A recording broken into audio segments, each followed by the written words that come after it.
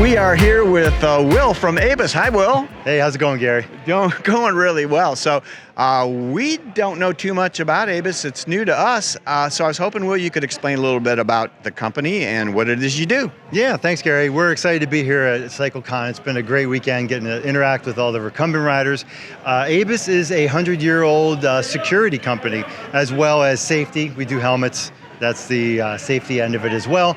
But we're here to have a lot of conversations with the consumers in regards to the vulnerability of their recumbent bikes. How are they storing it in the garage? How are they transporting it? And what security needs they have, like having a chain to lock up your bike or your cycle to your vehicle. So that sounds great. So yeah, why don't we, you talked about the chain. Why don't you, if you could, quickly go through what products you brought here that you sell? Yeah, so really simple. We've got 3 categories of security for your cycle. We do the conventional U-lock, which a lot of people are used to seeing a U-lock on campuses and colleges. We do a folding lock, which gives you the rigidity of a U-lock, but the flexibility of a chain. And then, as I just said earlier, we have straight up chain security as well. This actually gives you obviously more flexibility, no pun intended, as well as longer lengths, because as we all know, the frames, chassis of the recumbent bikes require a longer footprint to span across to get to a bike rack. For sure. All right, and so you guys are doing well here at CycleCon. You've been happy with the customers that you've seen, the number of people through the booth? Yeah, definitely, Gary. It's been a good weekend. We have honestly never been around the recumbent market. You know, we spend time with bicycles, the diamond frame market as well. And to be here at CycleCon is quite an eye-opener to see the needs of these consumers, as well as, let's face it, with the supply chain shortages going on, people are stealing more cycles, you know. So because of that, it's kind of grown our business, you know. Hate to say that's a good thing that bikes get stolen, but yeah, more people are understanding if they buy that $7,000 piece of equipment, you've got to secure it with something that is quality.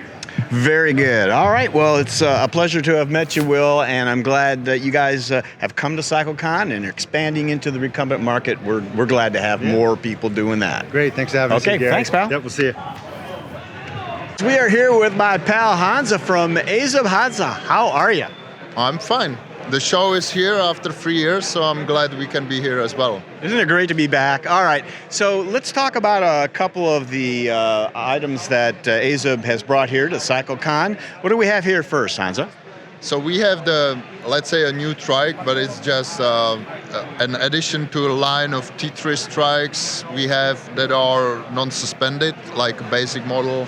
It has 26-inch wheels all around. We call it T3 AR, like adventure riding or all road, whatever. Adventure riding is the abbreviation. And it is our basic model with all big wheels, good for, you know, bad roads, maybe light gravel riding, something like that. Okay, great. And tell me about some of the specific features of it. What makes it so great for being on the road? So yeah, it's mostly that our customers now like those 3 big wheels on other models. So we have really added it to the basic line of our trikes. But I have here also the Dream Seat, that is our new mesh seat basically, or mesh for our seats that give you the extra padding and comfort seating. It has also one of the features, let's say, compared to other seats in the industry that are similar, is that there is angled part here in front that prevents you from sliding down of the seat. So the design comes a little bit from the hard shell seats of the two-wheelers, where there is often a shape like this in the front. So we tried to incorporate it in the design of the Dream Seat, and it works pretty well. So we are glad we have it. So Hansa, what do we have here? So this is the TieFly X. It's the top model from us, also a bestseller on the US market. And this time we have it here with the new Bros motor. Bros is a German company producing motors also for specialized and it is kind of similar to the Shimano Steps EP8. It has a little more torque. Also, it's quieter thanks to a belt inside. There is a belt instead of the pinions, so it's a little quieter, little less. There is little less vibration in it. And what we like a lot about it is that you need a little, or you need less power to engage the motor as well. So if there is a weak rider, sometimes there are issues, engaging the motor, and the Brose helps. Also, it has a large screen with larger digits, and for the price, that is same as the Steps EP8. It has the larger batteries as well. So we don't get a chance to talk about two-wheelers too much anymore. So I always love the two-wheelers that AZUB makes. What is this here? So yeah, it is a bit shame that the two-wheelers are no longer so visible in the recumbent world. But we like them, we make them, it's kind of stable. This is the AZUB 6, which is our, well, basically the evolution of the very original bike we started with. It is a touring, very comfortable touring bike, this time with electric assist. So the Shimano Steps EP8, no, this is the 6100. And under-seat steering, basic accessories for light touring, let's say. So front and rear suspension.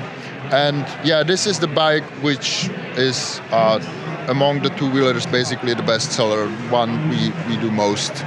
And Hans, this is a beautiful paint job. What is this Trike? So this is a kind of celebration of our 5,000th bicycle we have ever produced. So it is a Tetris with a 700C rear wheel, like a road bike, components, lightweight stuff, carbon fiber hard shell seat, wireless gearing, It is a very nice trike that we have used also during the World Championship as a racing trike.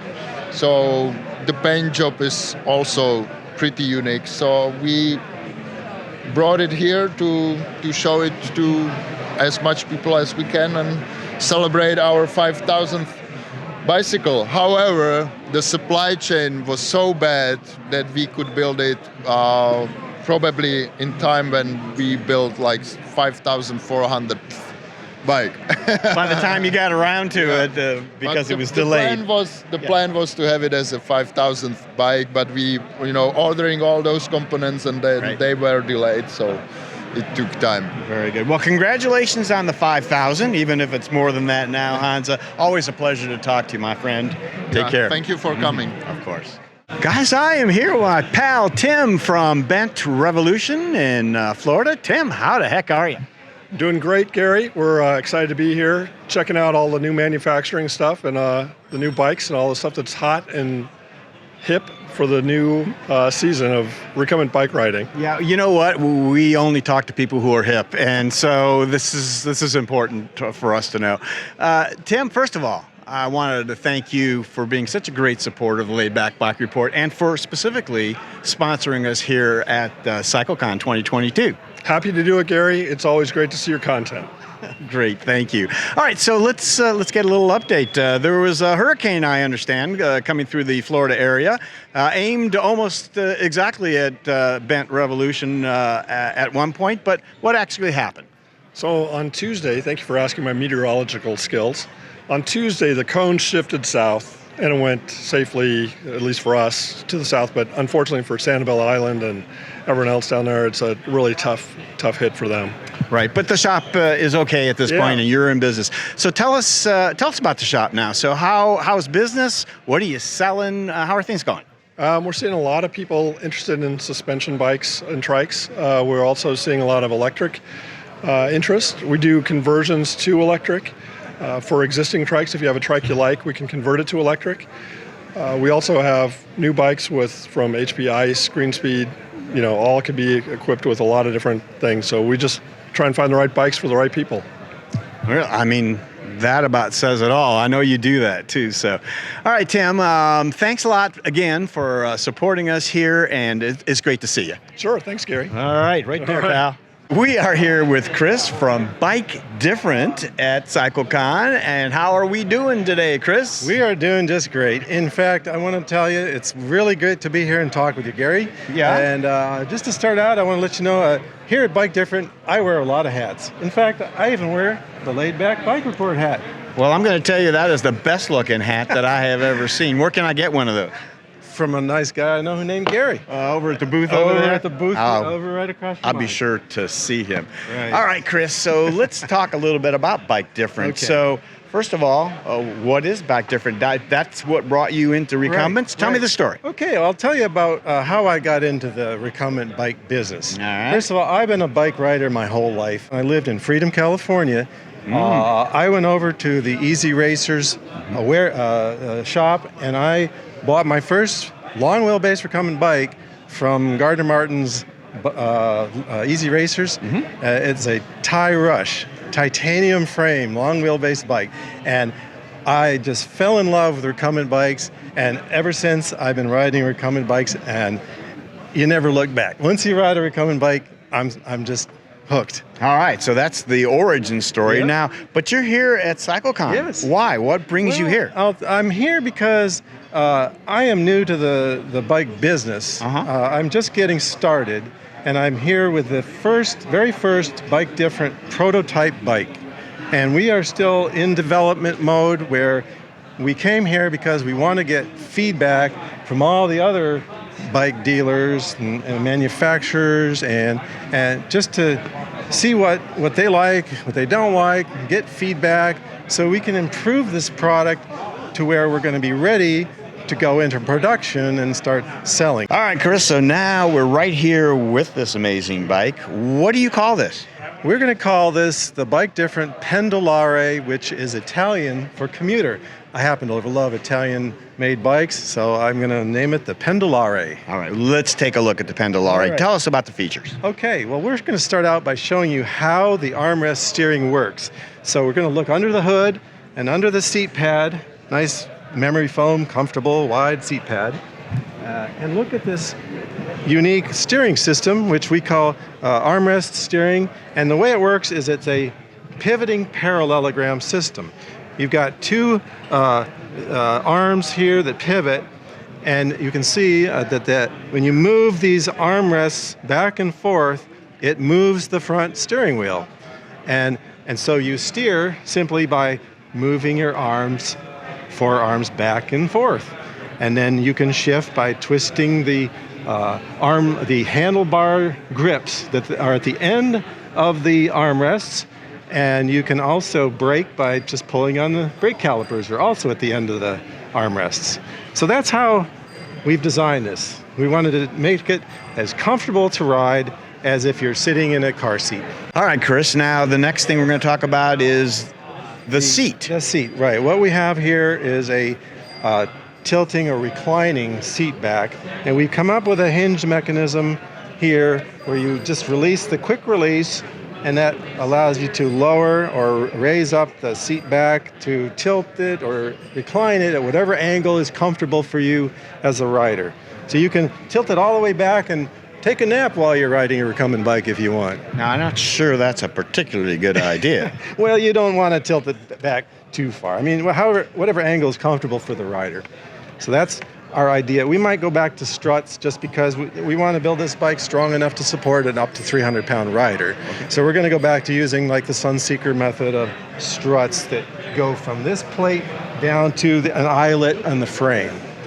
That's how it's going to work with the tilting seat back, but we've designed it that way so that we can integrate it with the toe peak, bike rack, and pack system. Amazing looking pedals down there. I've never seen anything quite like that. Tell me about those. We call them the barefoot pedals, and that is because these pedals are so comfortable to ride on, you can ride on them with your bare feet. And as you can see on the pedals, they are shaped like the bottom of your foot. Now, who would have thought of designing pedals that are shaped like the bottom of your feet?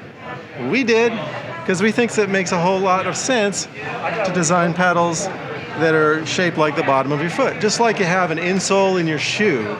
In fact, we can have the sole of your feet 3D scanned using an app. It's the same app used by Dr. Scholl's to 3D scan your feet, and then we take that and import that into a CAD model, and then we have it 3D printed, so these pedals will be shaped to custom fit the bottom soles of your feet. So you can ride on these in bare feet if you want, and it'll be the most comfortable pedal you have ever ridden on.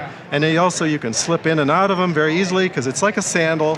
You got a strap here, straps around, adjusts, fits over the arch of your foot, and you can easily slip in and out of these pedals. Much easier than clipping out. You don't have to worry about clipping out of your pedal. You just slide in and out. All right, Chris. Well, thanks so much for showing us this beautiful new prototype from Bike Different. Yep. And really, we'll be watching closely to see what comes from this and how you continue to develop it. And like you promised, next year at CycleCon, maybe we'll have a little something to show. Next year, we're going to have a bike that you can demo ride and also buy, because we're going to be going into production and we're going to have a model ready for sale. And then you can go out, test ride it, and if you like it, we'll be able to sell you one. That sounds great. Well, Chris, thanks a lot, and we look forward to that for next year. See you next year. It's Bike Different, right? That's it. All right. Thanks, Gary. Sure. We're here with the guys from Connecticut Yankee Peddler. I don't know why exactly we're here with them, but actually we're glad to see them as always. Introduce yourself. I'm Jordan. Dave. And Josh. And Connecticut Yankee Peddler has been a longtime supporter of the Laidback Bike Report. And again, here at CycleCon 2022, they have sponsored this video. So thank you guys all very much, of course, for doing that. You are very welcome, Gary. All right, Dave. So I think maybe we can have, if we could, a little update about Connecticut Yankee Peddler. What is going on these days there in Chariton, Iowa? Well, have you ever heard of electric assist, Gary? Yeah, does everywhere. Does this go on a trike or? This goes on a trike. Okay, what does that do? Bike. Oh, it makes it go zoom down the road. So electric assist, of course, is a huge thing now, and that's what you guys are doing. Well, that's one of the things that we're doing, but we're putting more and more on, and of course, everybody's making it come out OEM too. You know, right straight from the factory. But we've got, I think, 12 brands now, something like that. And so you've got the Bosch, we got Bosch, we got Shimano, we've got Tongshan, we've got Bafang. What am I forgetting, guys? So Kit. E-bike kit. Oh, we can't forget e-bike kit. Right. Yeah. So whether it's retrofit or from the factory, you guys got that covered. Right. Yeah. Yeah. All right. And in terms of brands, in terms of Trikes, for instance, what's selling these days? What do you got? Well, let's see. Trike is selling, Trike is selling, AZUB is selling, let's see, ICE is selling, HP Velotechnik is selling, Sun is selling. We just picked up HASE. Yeah, You mean like right here at the show? No, we picked them up this year. This year, okay. So what a full line. I mean, it's incredible what you guys have there. In the old auditorium, there on the square. So I guess lastly, I'd want to know, like, through the pandemic and all, it sounds like business is doing great. It's picked up even since then?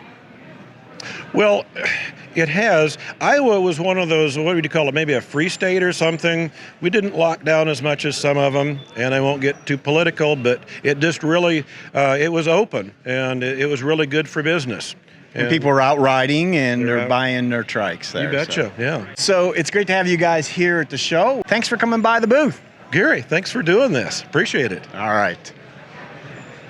We are here at the EBO booth with Jason. How you doing? Great. How are you? Good. It's great to be here with you and learn more about these motor systems. Tell me a little bit about the company, first of all. What is EBO? EBO, we got started around 8 years ago, kind of by chance. Ran another company and some medical things happened, and I discovered electric motors.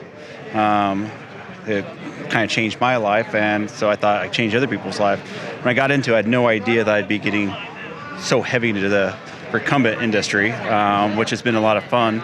I told people our first year in business, it was all 700C, wheels going on, cruisers to single speeds, and within a year or two, everything became 20-inch wheels on recumbents. But this has been a really fun industry to get involved with. All right, let's talk about the motors. So they're hub motors. Tell me about the motor itself. So this guy here is our kind of our pride and joy. This is a 350 watt with a peak power of 816.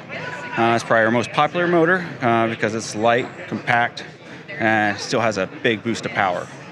Super efficient motor, so you get a pretty good distance, and super reliable. So we have these on, at this point, thousands of Trikes. This is our motor design. Not all of our motors are our motor design. This is all of our design. Then getting into the trike business, we've gotten really involved with, figuring out all sorts of adaptive ways to help people get on trikes. Mm-hmm. So you mentioned that there are other motors that you sell for other sorts of solutions, right? So one would be yours, but maybe others. Tell us about that. Well, we kind of discovered being out in Colorado, we have a lot of customers up in the foothills. Foothills along the areas called the Front Range. So we developed the Front Range system because we've had a lot of customers, they're climbing 6% grades for 20 miles.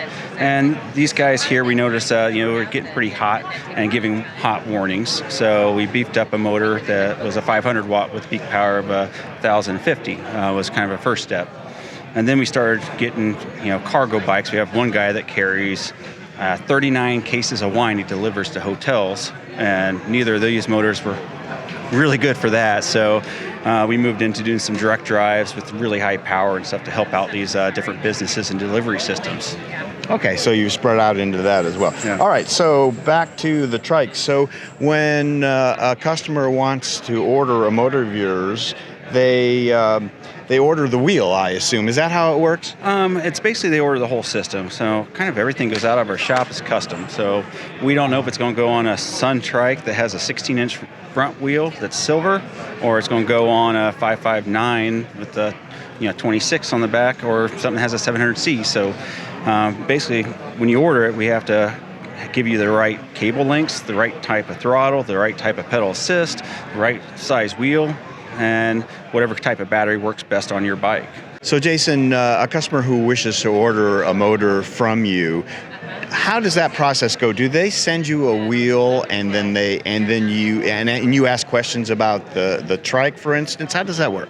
Well, basically how we sell is, say, 90% through bike shops. Okay. So they give us a call or order, and the motor comes built into a wheel. We can build it into a custom wheel if they would like.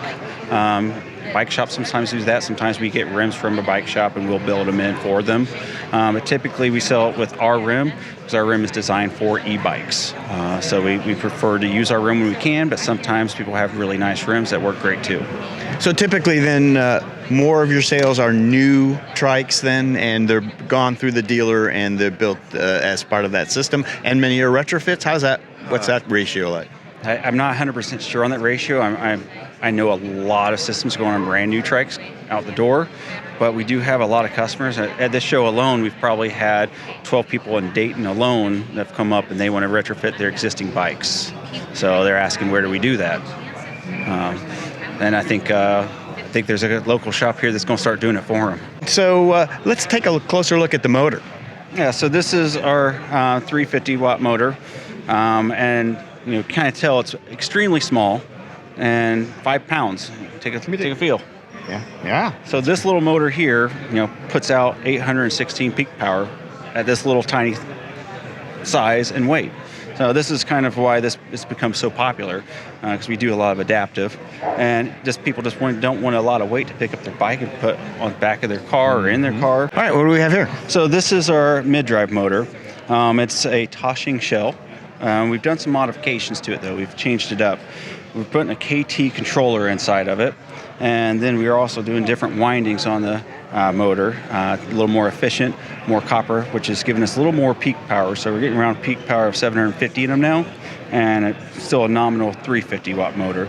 And we're also doing a different gear in it. We're using a different nylon gear that would come stock in it, because we're seeing some failure rates in the original nylon gear that we didn't like. So we already have the technology and stuff we're doing in our motor, so we use that technology to add in here to make it a little more efficient. Nice. I didn't even know about the mid-drive. So you do have the capability of going either the rear drive or the mid-drive. Yep, that's correct. Very nice. All right, Jason. Well, thank you so much for showing us around the EBO booth. We appreciate it. All right. All right. Thanks. Folks, I wanted to thank EcoCycles. David Hall down in Nashville sponsored us here at CycleCon 2022. They were not able to be here with a booth or make the trip, but we really appreciate it, David. Thank you so much for supporting the Laidback Bike Report at CycleCon 2022. Thanks. All right, guys, we are here with my pal, Marshall from WizWheelz, and we're going to talk today about Greenspeed. Marshall, how is it going? Oh, it's awesome. What an attendance today. Tons of people here.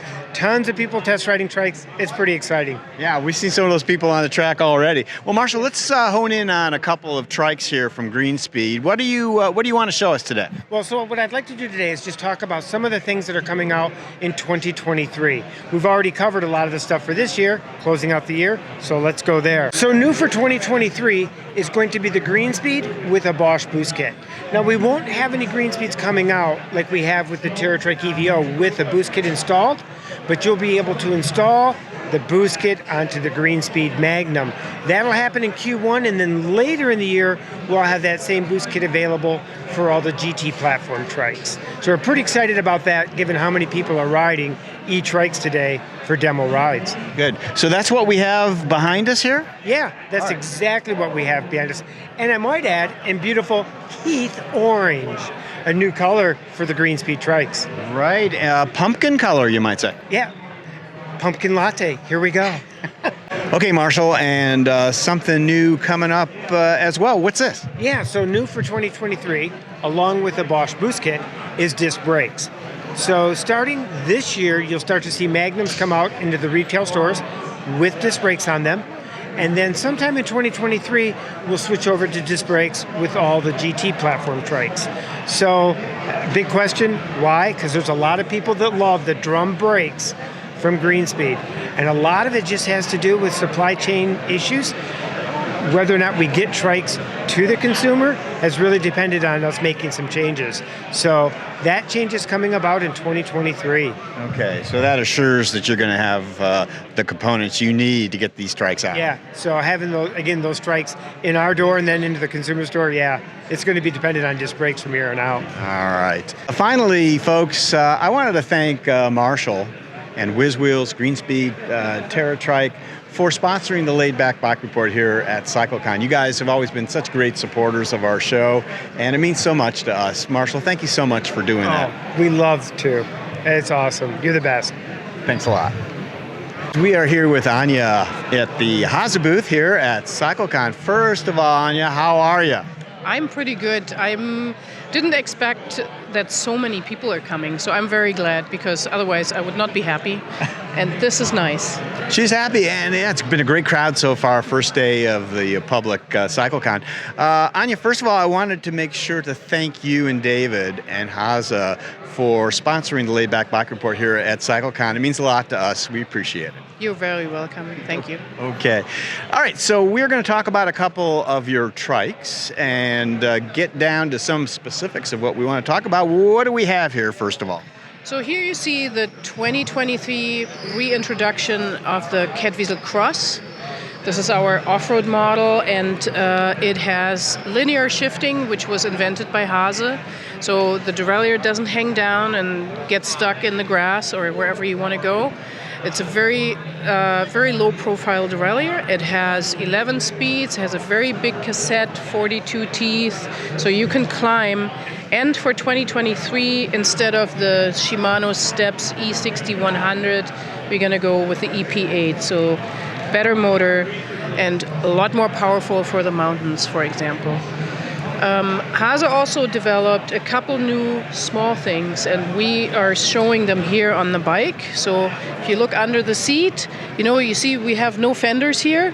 So where are you going to put your stuff? So HASE came up with these waterproof bags. They go under the seat. The zippers are waterproof, and you can put a lot of stuff in there. There's really a lot of room right here. You get 2 of them, and they sell in the US for $239, so it's really not a lot of money for a lot of space. And we have a smaller bag that goes behind the seat. Hard to see right now, but it's a small bag that you can also use as a little handbag. You just take it off, it clicks on with a magnet, and you just walk away. So it's pretty nifty. Pretty good stuff. Did you say nifty? Nifty, I said nifty. Is this American? No. Does it work? No, that works. I love that. That's not a word I would have expected from you. I love the nifty. I like the new parking brake from HASE. It's now almost 2 years old, but still new to a lot of people.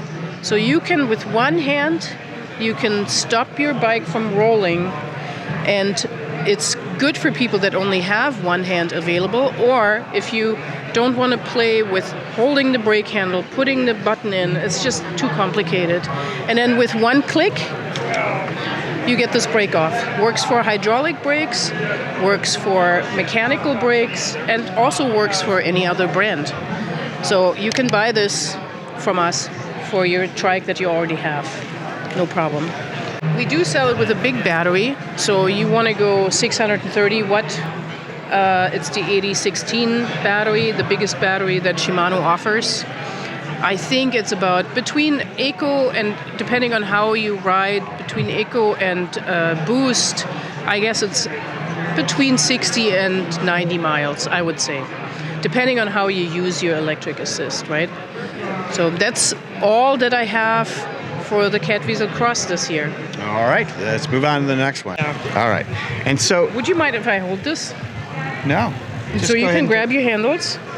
Grab the handles. Yep. Gary. Yes, Anya? How do you like this? Is this comfortable? This is nice. It's very comfortable. And the whole hand bike thing is nice. So I can add power to this tandem just with arm power. I like it. Amazing, amazing. So we offer the HASE Pino as you know it with foot cranks, but we also offer this option where you can add a hand crank to the front. It's not easily exchangeable, but for group riding, for if you had somebody in your family that can only hand cycle, this is perfect because you're helping the person in the front to go riding with you and having fun. So I think it's a perfect option. It's a great configuration. So you have a standard upright seat in the back and then the recumbent seat in the front for perfect comfort and security for the person riding in front. I love this. This is nice. And if we have to, we can also add a harness or a lap belt to make it more secure. We obviously also can extend this a little further for taller people, or compress it more for small people. Very nice. On this one, you can see that we have the Shimano Steps E60-100 motor. Next year, we're going to offer a Pino with the EP8 because we need a little more power with 2 people. And you can go, if you don't have your front person on there with a hand cycle, you can go shopping, you can put a cargo bag in the front. So there are all kinds of options for this tandem. I love selling it because it's really fun when people find out after a stroke or anything like this that they can still ride with their partner. I can see how this could change someone's life that may have an issue with mobility. So this is wonderful. Yeah. Well, thank you. Well, thank you, Anya. Anya, this beautiful little trike, what is this called and what's its purpose? So this is the HASE Traits. The concept is for children, obviously, and we can go from about, I would say, 4 to 10 years. You can compress this frame. You bring it together to make it smaller. You can go really easily Man, as a mechanic, my goodness. 2 weekends ago. So you can go back and forth. It's really easy to change this.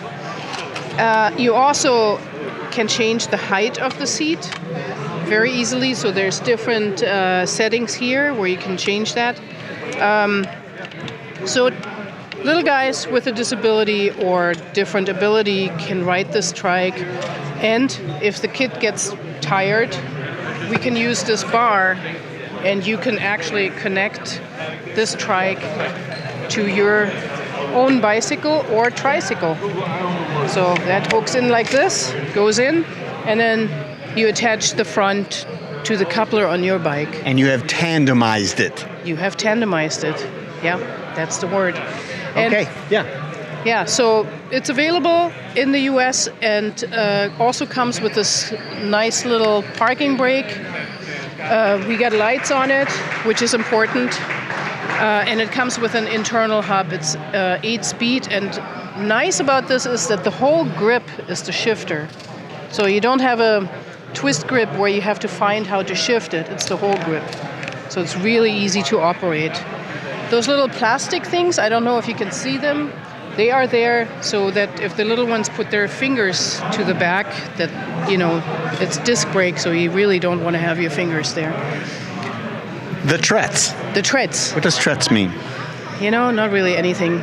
Treads. It's a name? It's a name, yeah. Okay. Okay, Anya, so thank you so much for showing us around the HASE booth here at CycleCon. It's great to see you again. Thank you so much for giving us the opportunity. I really love working with you guys. Okay, thanks. All right, guys, we are here at the HP Velotechnik booth with Matthew. Hi, Matthew. Hi.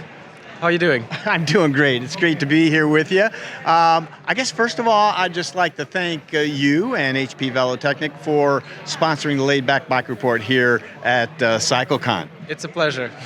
Okay, thanks. Now, you have a few things to say about what you brought here to CycleCon this year. Matthew, what do you got? So the biggest news would definitely be the new drivetrain on our base Scorpion FS20. So we developed this hands-on cycle, and we are very proud to be able to show it for the first time in the USA. And we've been waiting a while to do that. So now that it's finally here, we had great feedback on it and are very proud to show it really and to have this great opportunity meeting everyone here at the CycleCon 2022. So what's special about this bike is that the drivetrain is fully encapsulated, as you can see. Everything is hidden away under those covers, and we wanted to keep the design of the base Scorpion trike. So we all agree that it looks great. Also, shifting would work on the handlebar. Brakes are very easy to reach, and I can do the backwards motion for you guys so you can get an idea how to go forward with it. You can also adjust the height of the boom here. And yeah, that's pretty much what I wanted to say about the hand cycle. We've had a lot of people trying it out, and they're very surprised how well it works, and we are too. And again, I want to thank everyone from the CycleCon because we've been really excited about coming here. Those last few years were very difficult for everyone, so we're just very, very happy to be here. And we're so happy to be able to spend a little time in the booth with you as well, Matthew. You do a great job. Your English is wonderful. We love the segment that you sent us from Germany on the Laidback Bike Report. You did a great job on that too. So I hope to do that again very soon, actually. It's a change from the office work. A little bit of chance to get out and do something a little different. So I guess that's it then from the HP Velotechnik booth. Matthew, thanks you so much. No problem. Thank you. Bye. Folks, we are here with Chris Parker, my pal from Ice Trikes. Chris, how are you? I'm very well, thank you. Look, very happy to be here. Well, we are so glad to see you here, back in the States again. Yeah. Chris, Ice Trikes, once again, and almost always, is a great supporter of the Laidback Bike Report, and you sponsored us again here at CycleCon 2022. Thank you so much. Well, thank you. It's always a pleasure to help you promote us. And that's what we try to do. So, all right, let's catch up a little bit. It's been a little while. Tell us about the latest at Ice Trikes. How are things going there? things are beginning to pick up very nicely. We have got some stock, in fact, we've got quite a lot of stock. We can ship just about every trike we would want to ship at the moment on a short delivery time as well. So that's really nice. It's something the whole team at HASE have been really working hard to try and get to for the last couple of years. And we're finally getting there, and it's really, really nice to be back to a little bit more like business as usual. I mean, it's anything but it feels a little bit like it. So yeah, a bit of light at the end of the tunnel, and we're very happy for it. So a company like ICE, which I know for its impeccable execution, I mean, honestly, you guys do an amazing job. It had to have been very frustrating for you to try to do all the right things, but just not be able to do that. So you've come through that. We have, yeah. I mean, we took a decision early on to under-promise and over-deliver. And we've tried to stick by that, and it's been hard. And sometimes our under-promises turned out to be about what we could do, which is gutting, with everybody working so hard. But we've pulled through, we've got it together, we've got stock in again, we're back on trading relations with our dealers and with our suppliers is all coming back on stream again, and it's like, oh, what a relief, what a relief. Terrific. All right, so something that our viewers in the States know about, as the recent change in exchange rates with some of the European and the pound sterling in England. Is it okay to talk about that? Tell us how that's affecting you and how that might affect people in the States that might want to buy ICE Trikes. Yeah, well, it's our government has seen fit to throw our currency off a cliff, which has been, it's what they do. Some people say when you're in a big hole, stop digging. Others say, give those people shovels. So anyway, they've done what they've done. How much does it affect us? Well, it affects my country, and when we pay our wages, the wages don't buy so much anymore. But that's just part of living in the UK. It's a beautiful place. I'm not going to complain. It's just we ain't so rich anymore. From a trading point of view with ICE Trikes, it doesn't affect us all that much. We buy most of our parts in US dollars. America is a very, very big customer for us, so we bring in an awful lot of US dollars, which we use to buy our components. And the US dollar hasn't moved very far to the US dollar at all. In fact, it's pretty much one-to-one like it's been for a long, long time. Right, I don't expect that to change much. Let's hope not. Let's hope not. I mean, governments are governments, right? Anything could happen, but let's hope they manage to leave. As long as the US dollar stays one-to-one with the US dollar, I'm going to be good. It does affect things a little bit, because obviously we have to turn dollars into pounds to pay the guys' wages and what have you, and pay a few bills at home. But that's pretty much all we need pounds for.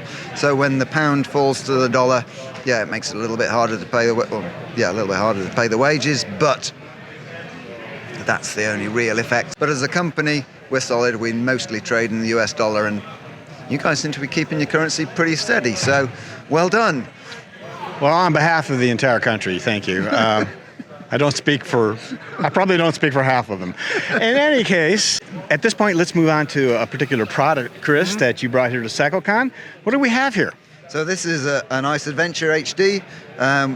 It's the first show we've been able to take the Enviolo hub to.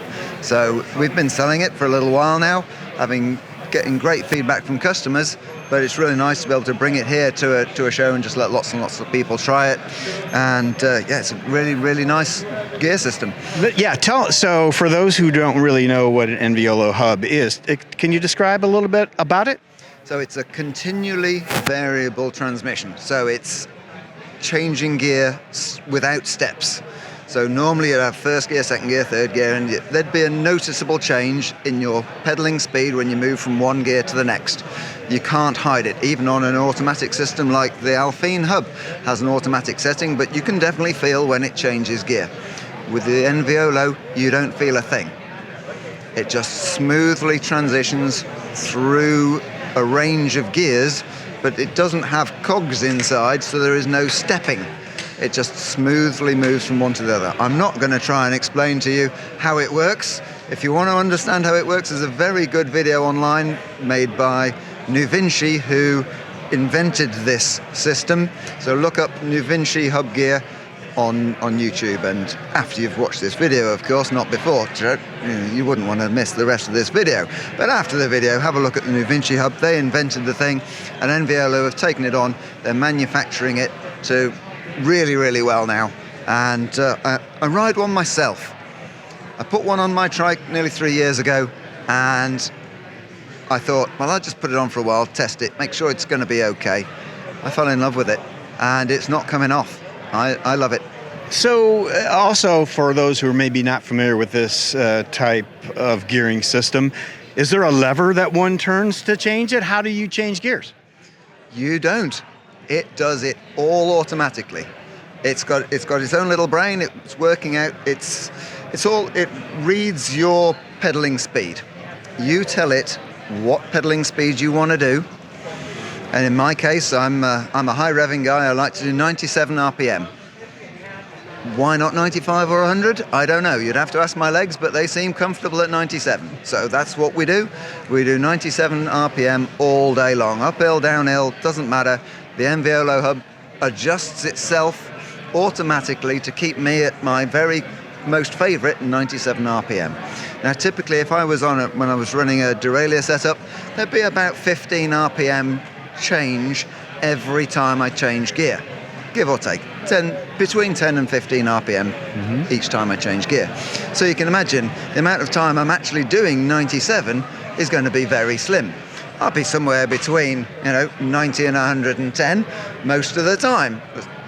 Well, that's not 97, and the difference in how you feel when you're absolutely in your sweet spot, it's just lovely. And of course, because it's doing it automatically, I come up to a junction and stop, it automatically moves back into first gear, and I'm ready to pull away.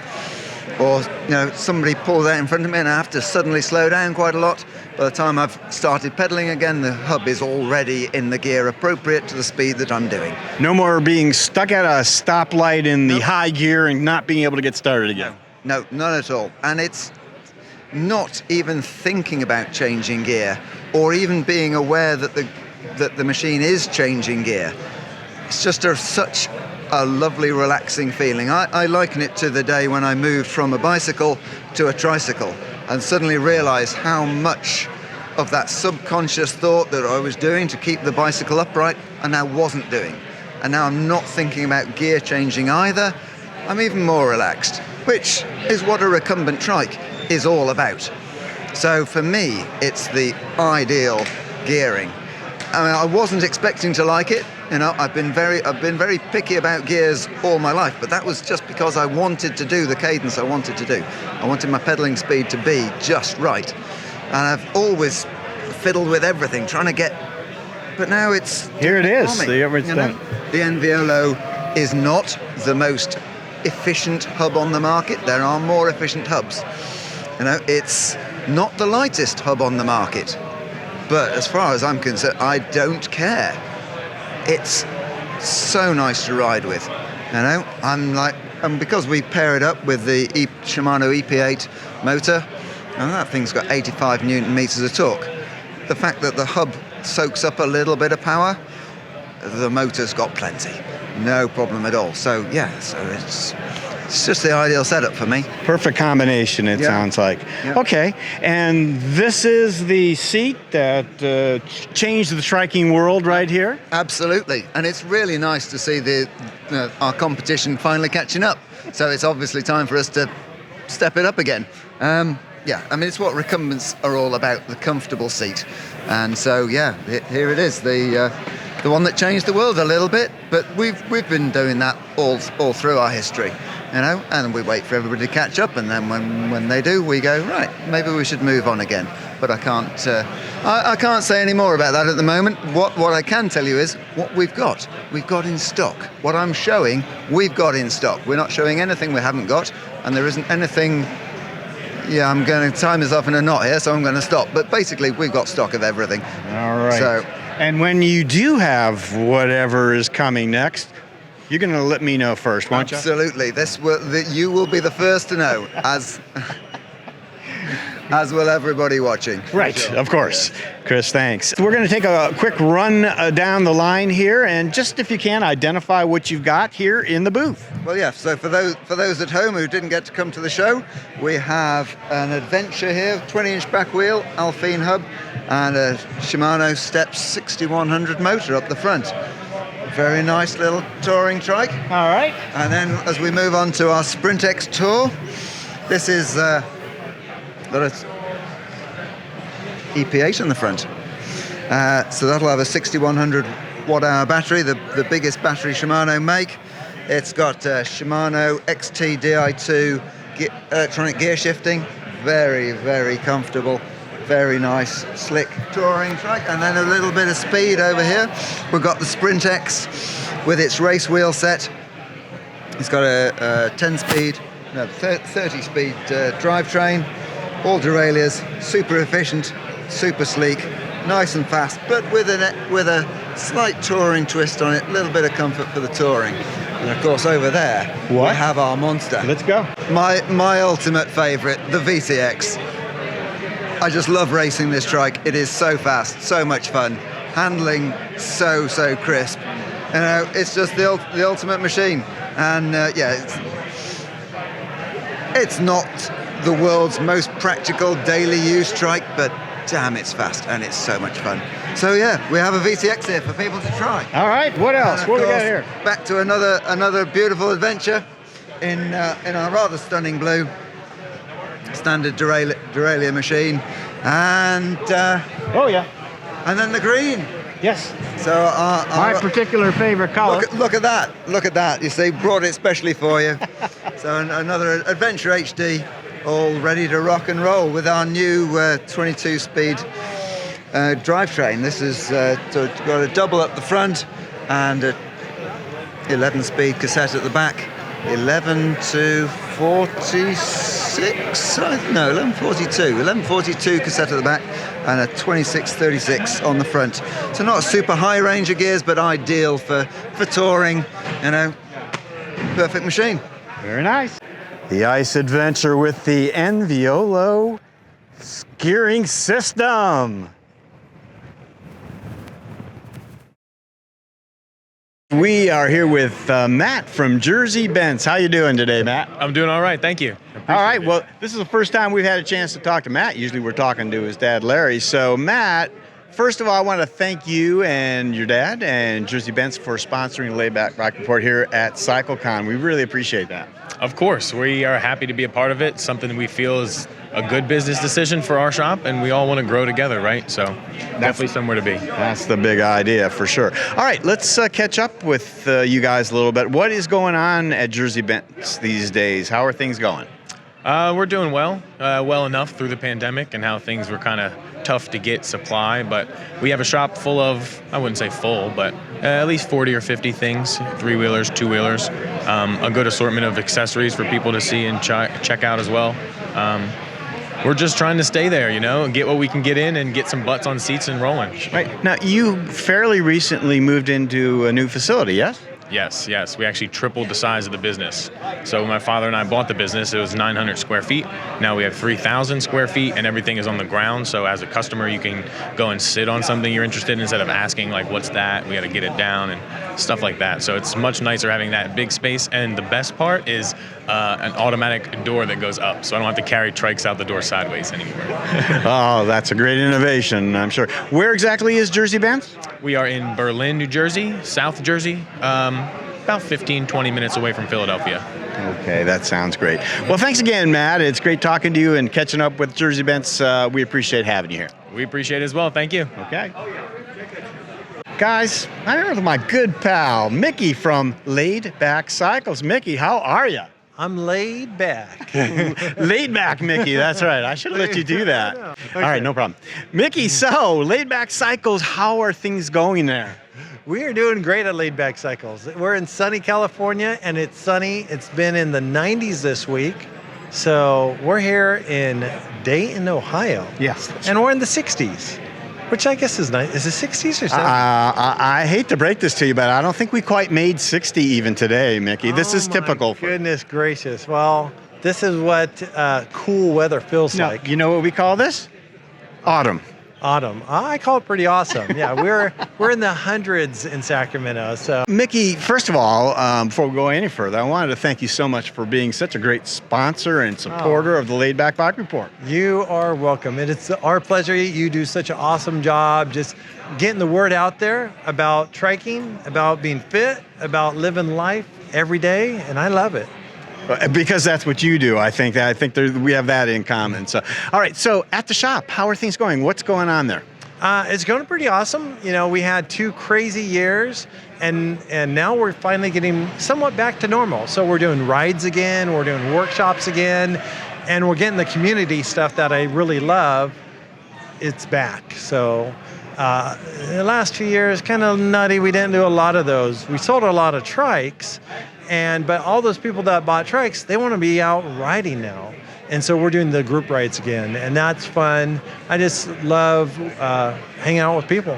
You do. And not only that, you also make some amazing videos, which I love on YouTube. So Mickey has a really cool YouTube channel, Laidback Cycles, right? It's the Laidback Cycles YouTube channel, so it's just youtube.com/laidbackcycles. Right. So instructional stuff and just general information about trikes. You guys need to catch it. It's great. So, Mickey, thanks again for always helping us out at Laidback Bike Report, and it's great to see you here at CycleCon. Thank you, Gary. All right. We are here with Larry Black from Mount Airy Bicycles. Is that right? We use singular to save a little ink sometime, but it's actually Mount Airy Bicycles. Oh, that was Larry Black's. It was. That wasn't the singular. All right. Okay. Larry, it's great to have you here at CycleCon, and I appreciate the fact that you are a sponsor of the Laidback Bike Report here at CycleCon this year. We really appreciate that. I like what I'm sponsoring, and I like all the work you did to do this.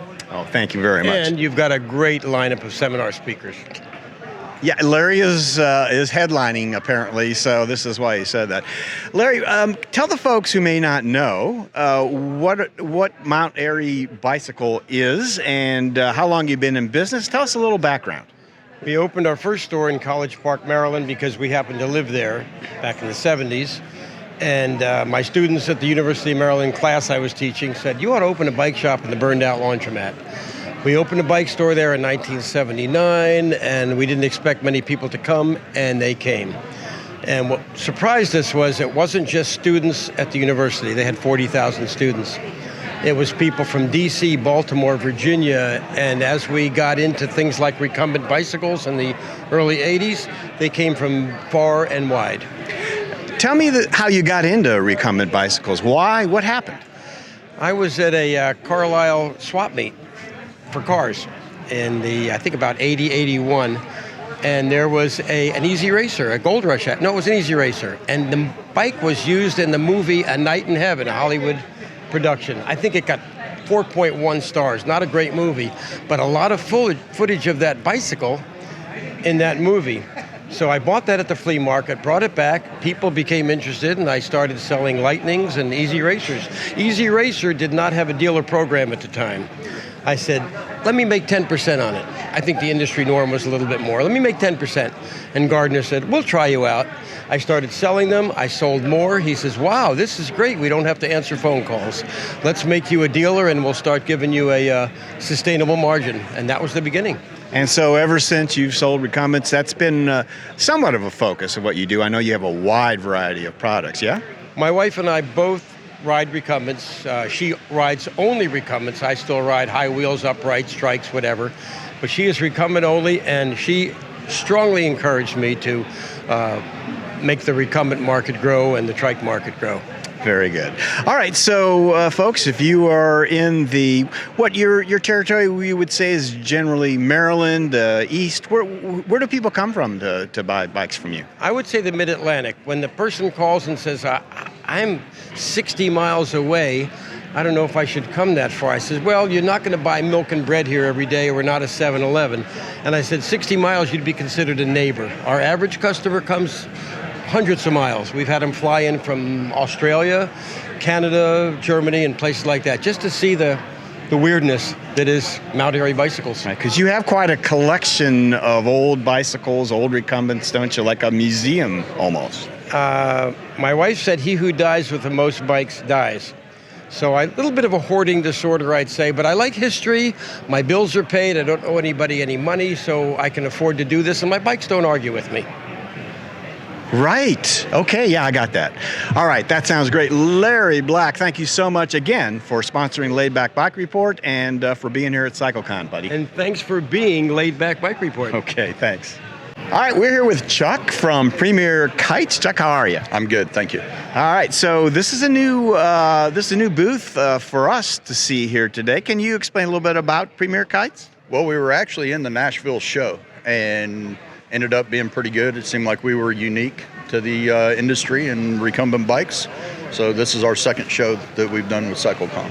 Great, and so where are you guys located? We are 2 hours east of Dayton, right on the Ohio River in a town called Portsmouth. Oh, in Portsmouth, okay. I'm from Columbus, so I know what you're talking 2 hours about. Directly down 23. That's okay, now we got that. All right, so Chuck, tell us about the line of these kites, and you call them kites, but maybe the spinners and flags that go on recumbents. We started out in kites, of course, and do yard decor, and now we're into the bike flags and different, sizes and, a lot of different SKUs for anybody out there, can find something that they would like.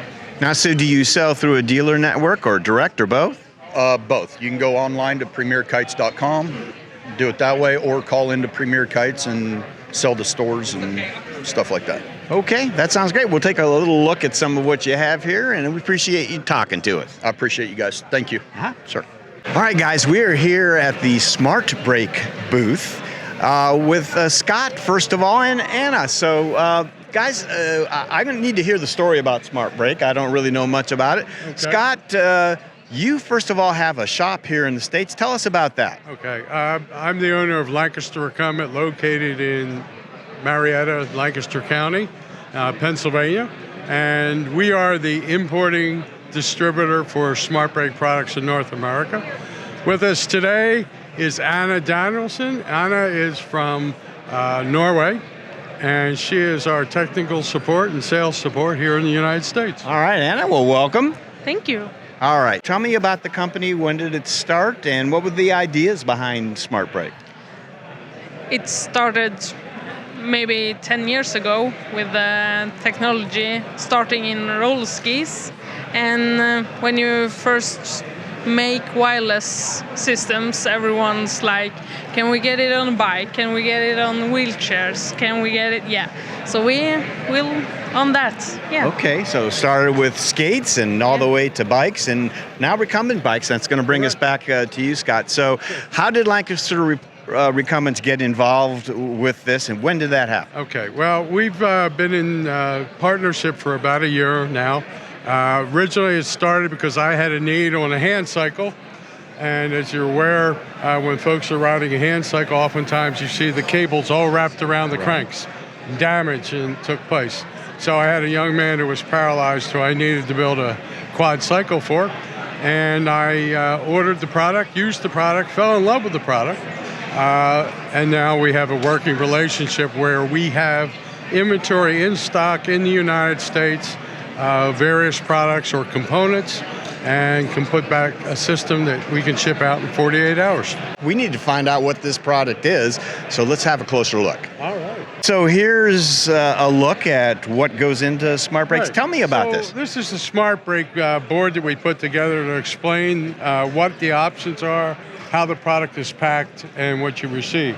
So 2 options are hydraulic disc brake or Vigora rim brakes. And this will fit on a 160 or a 180 without any adapters. This system comes to you fully charged with hydraulics. There's no maintenance, nothing you can do to the product. The cable length is customizable with lead time, but the average is about 20 inches of cable. And again, fully charged. So when you receive the product, you're going to receive both the brake unit, which is the piston, with the hydraulic pump, the Bluetooth receiver, and then the action of the product for braking. The same would be available in this product, where you would have your 2 brakes for stopping from the outside. Once you've picked your component, you're then picking, and you have a choice of any of these 3 components. Let's start here. This is your traditional lever brake, which is adjustable in size for the individual. So if we have someone who has a smaller grip, we can adjust it automatically down to their size. Multiple riders, you can change it at any time. This product is USB chargeable and has lithium battery in it. The next product is a thumb lever. The thumb lever is, again, a electronic frequency control product and is simply a quick stop. This would be used for someone who does not have the hand control but needs the finger control.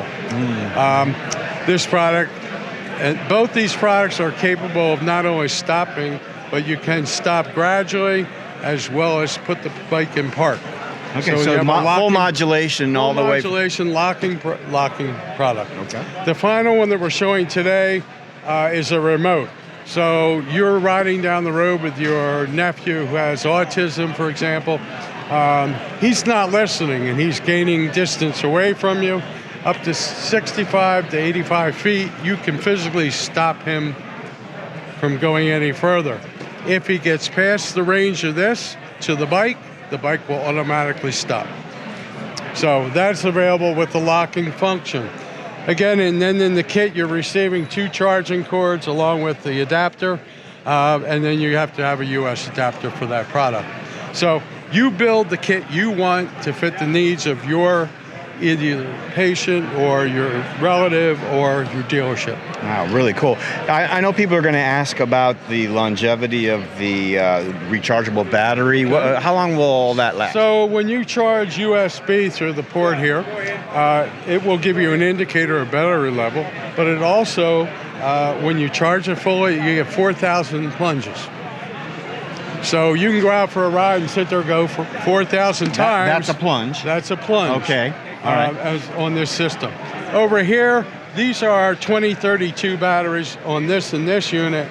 This is a rechargeable lithium battery. You're again plugging it in USB, and you have that 1,000 plus charges. This product offers you a locking mechanism as well as a neutral. This product like a parking brake. Yep. Okay. Physically, you can park the bike with any of these 3 products.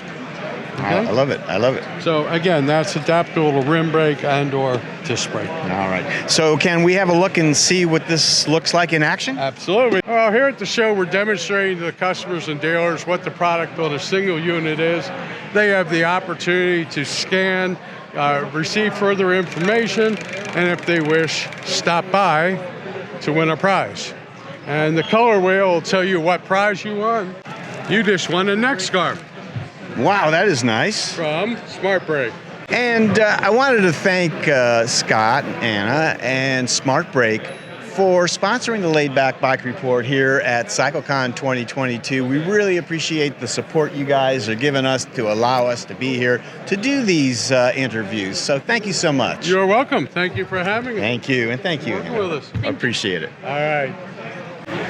All right, guys, we are here with my pal Pete from SportCrafters. Pete, how are you doing? Good morning, Gary. Good to see you. Yeah, it's great to see you again, too. So, well, SportCrafters, as I'm sure most all of you know, are the rollers. It's the rollers company. In fact, Pete, step over there, just grab it and just step on back here. And we'll just take a second. This is the amazing. Tell us what you have here and what it's used for. Well, these are trainers for unique to recumbent trikes. It's based on technology that we developed to serve professional cycling. It gives you meaningful resistance with speed. It gives you the ability to do interval workouts and then a nice cool down at lower speeds because of the device that's inside of here, which creates a progressive resistance with speed. And this is really all you need for a recumbent trike because all you got to do is put this under a rear wheel. You don't have to clamp it. You don't have to balance it. This is it. This is the entire package. And it's a great one. Okay, let's pop that back there. All right, Pete, there is something relatively new, though, that we have right in front of us here that you are into, and I guess there's going to be some changes involved with this. What do we have? What's going on with it? Well, most people know us for the trainers, and that's great because that's what we focused on. But we also had a bike shop, and in the bike shop we got all kinds of trikes in to work on. And at the time I was looking for a work stand to work on all these trikes, and there wasn't anything. So we were also a dealer for Feedback Sports, and Feedback Sports makes work stands, all kinds of work stands, and clamping styles, and then the sprint stand. So we figured, hey, let's make a sprint stand into a trike work stand. And that worked out well because we have different extrusions that we've bought from 8020, which is a company that makes like industrial erector sets. And then we have these boat trailer bow stop cradles put on brackets, quick releases. They go back and forth, up and down. And basically, by adapting these kits to a sprint work stand, you could fit any trike because these cradles fit on, for example, the front boom, this fits on the rear boom, or if you have a Delta-style trike, this fits on the front or the rear, and this fits on the front. Hopefully fits any trike. We haven't heard of a trike it doesn't fit yet because of the adaptability of all these things, but this is it. And now we have this model, which is basically designed for shops, and a lot of shops use these because of the adjustability and the ease of adjustment for different trikes. But for individual consumers, we have less expensive kits that can mount to a portable workbench, or if you already have a sprint stand, a kit that mounts to that. And then coming up pretty soon, we're going to make a newer kit that mounts to a park electric lift that most shops have, and also something that just lifts the trike 6 inches off the ground. Because some people just want to lube their chain. They don't want to lift their trike all the way up to this point. Or they have a heavier trike and they just want to be able to work it with the wheels off the ground. So that's two things we're going to be coming up with this year. Oh, yet this year? Yet this year. Okay. They're kind of easy. Okay, that sounds great. And it can all be found at your website. That's where you need to go? Yes, sportcrafters.com, S-P-O-R-T, crafters.com. Like that? Yeah, kind of like that. Yep. All right. Can you see that? Okay. All right, Pete. Well, thank you so much for talking to us. Thank you so much, Gary. All right. Good to see you. Appreciate it. We are here with Janet from Steintrikes. Janet, hello. Hello, Gary. Good to see you. It's good to see you, and I want to, first of all, thank Janet and Steintrikes USA for sponsoring the Laidback Bike Report here at CycleCon. So, Janet, thank you. You are so welcome. A worthy cause. Thank you. All right, so let's talk about Steintrikes USA. There's a little bit of a story here. It's not that old of a project. How did this all start? Well, I worked with Greenspeed for 12 years, and I remember speaking with Ian one afternoon saying, Ian, we got to get a full suspension trike out there. And he said, Janet, there's no need to do that because Robert Stein has already developed the best full suspension trike out there. I'm just going to concentrate on what I do best. You want full suspension, you go to Steintrike. So that's where I first heard about Steintrike. And then after he passed, I spent a year wondering, what am I going to do next? I've been a road rider for 20 years, so it's time for something new in my life. So started riding off-road. And my first ride off-road was pretty pitiful. You know, a couple of little itty-bitty bumps, you know, a few pieces of gravel. What were you riding off-road? It was a Greenspeed. It was a GT1 probably, something like that. I figured you put knobby tires on it, and it's an off-road trike, right? But then I did a little research and I found Steintrikes. That looks like fun. They said they had 4 inches of travel. Nah, can't be true. 4 inches? No one can do it that good. So I bought one. And there's pictures behind me. I can see folks can't see the pictures behind me. But the 4 inches of travel was absolutely amazing, life-changing, bumpy, bumpy, bumpy, and I would just be like I was on velvet. It was amazing. And so I posted, I'm kind of a blabby lady, and so I decided that if I'm having this much fun, I need to put it on YouTube. I need to tell the world how much fun these trikes are. And lo and behold, Robert Stein over in Serbia saw the YouTube video, and he emailed me and said, you need to come and work with us. And I thought, that could be fun. I need a new gig.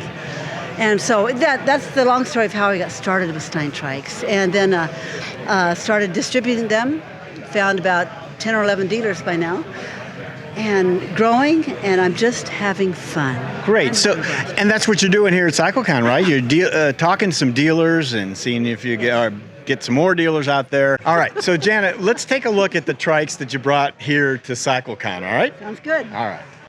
These are the wild ones that we're going to be looking at, yes? Yes, sir. And tell me about this particular unit here. What do we have? All of our models are called the Wild One. This is our Wild One with 20-inch wheels all the way around. All of our frames are steel frame.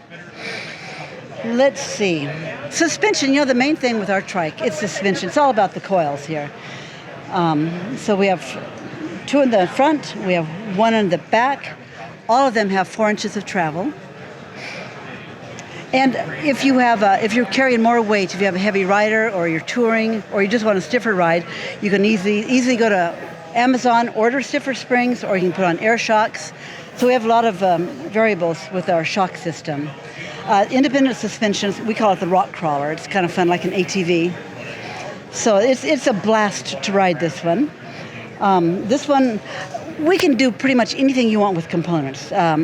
Disc brakes, drum brakes, bar end shifters, grip shift. We have hard shell seats, which is real popular in Europe. This happens to be the mesh, which allows for more ventilation. You can put aftermarket, you can put a neck rest on, camelback, whatever.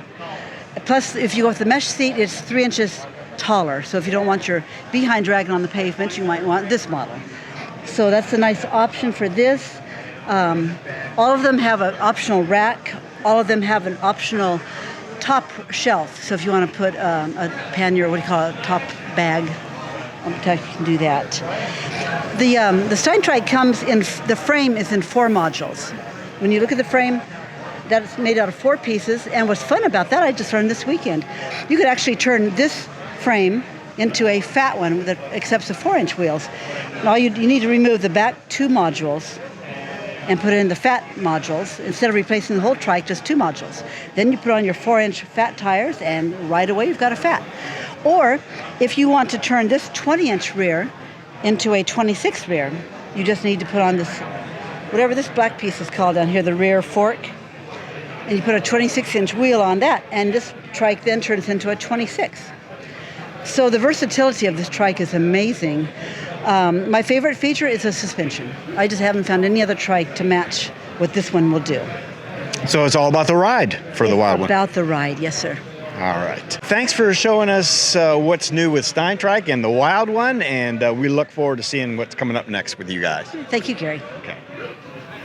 Guys, we are here with my good friend Dan Zimmerman from Spokes Fighting Strokes. Dan, how are you today? Fine. Good, actually. That's even better than fine. So Dan runs this amazing organization that does some great work, and we're so excited that he was able to come here and greet all these people at CycleCon. Dan, if you could, for those who may not know, tell us a little bit about Spokes Fighting Strokes. Well, I had a stroke many years ago. I had vision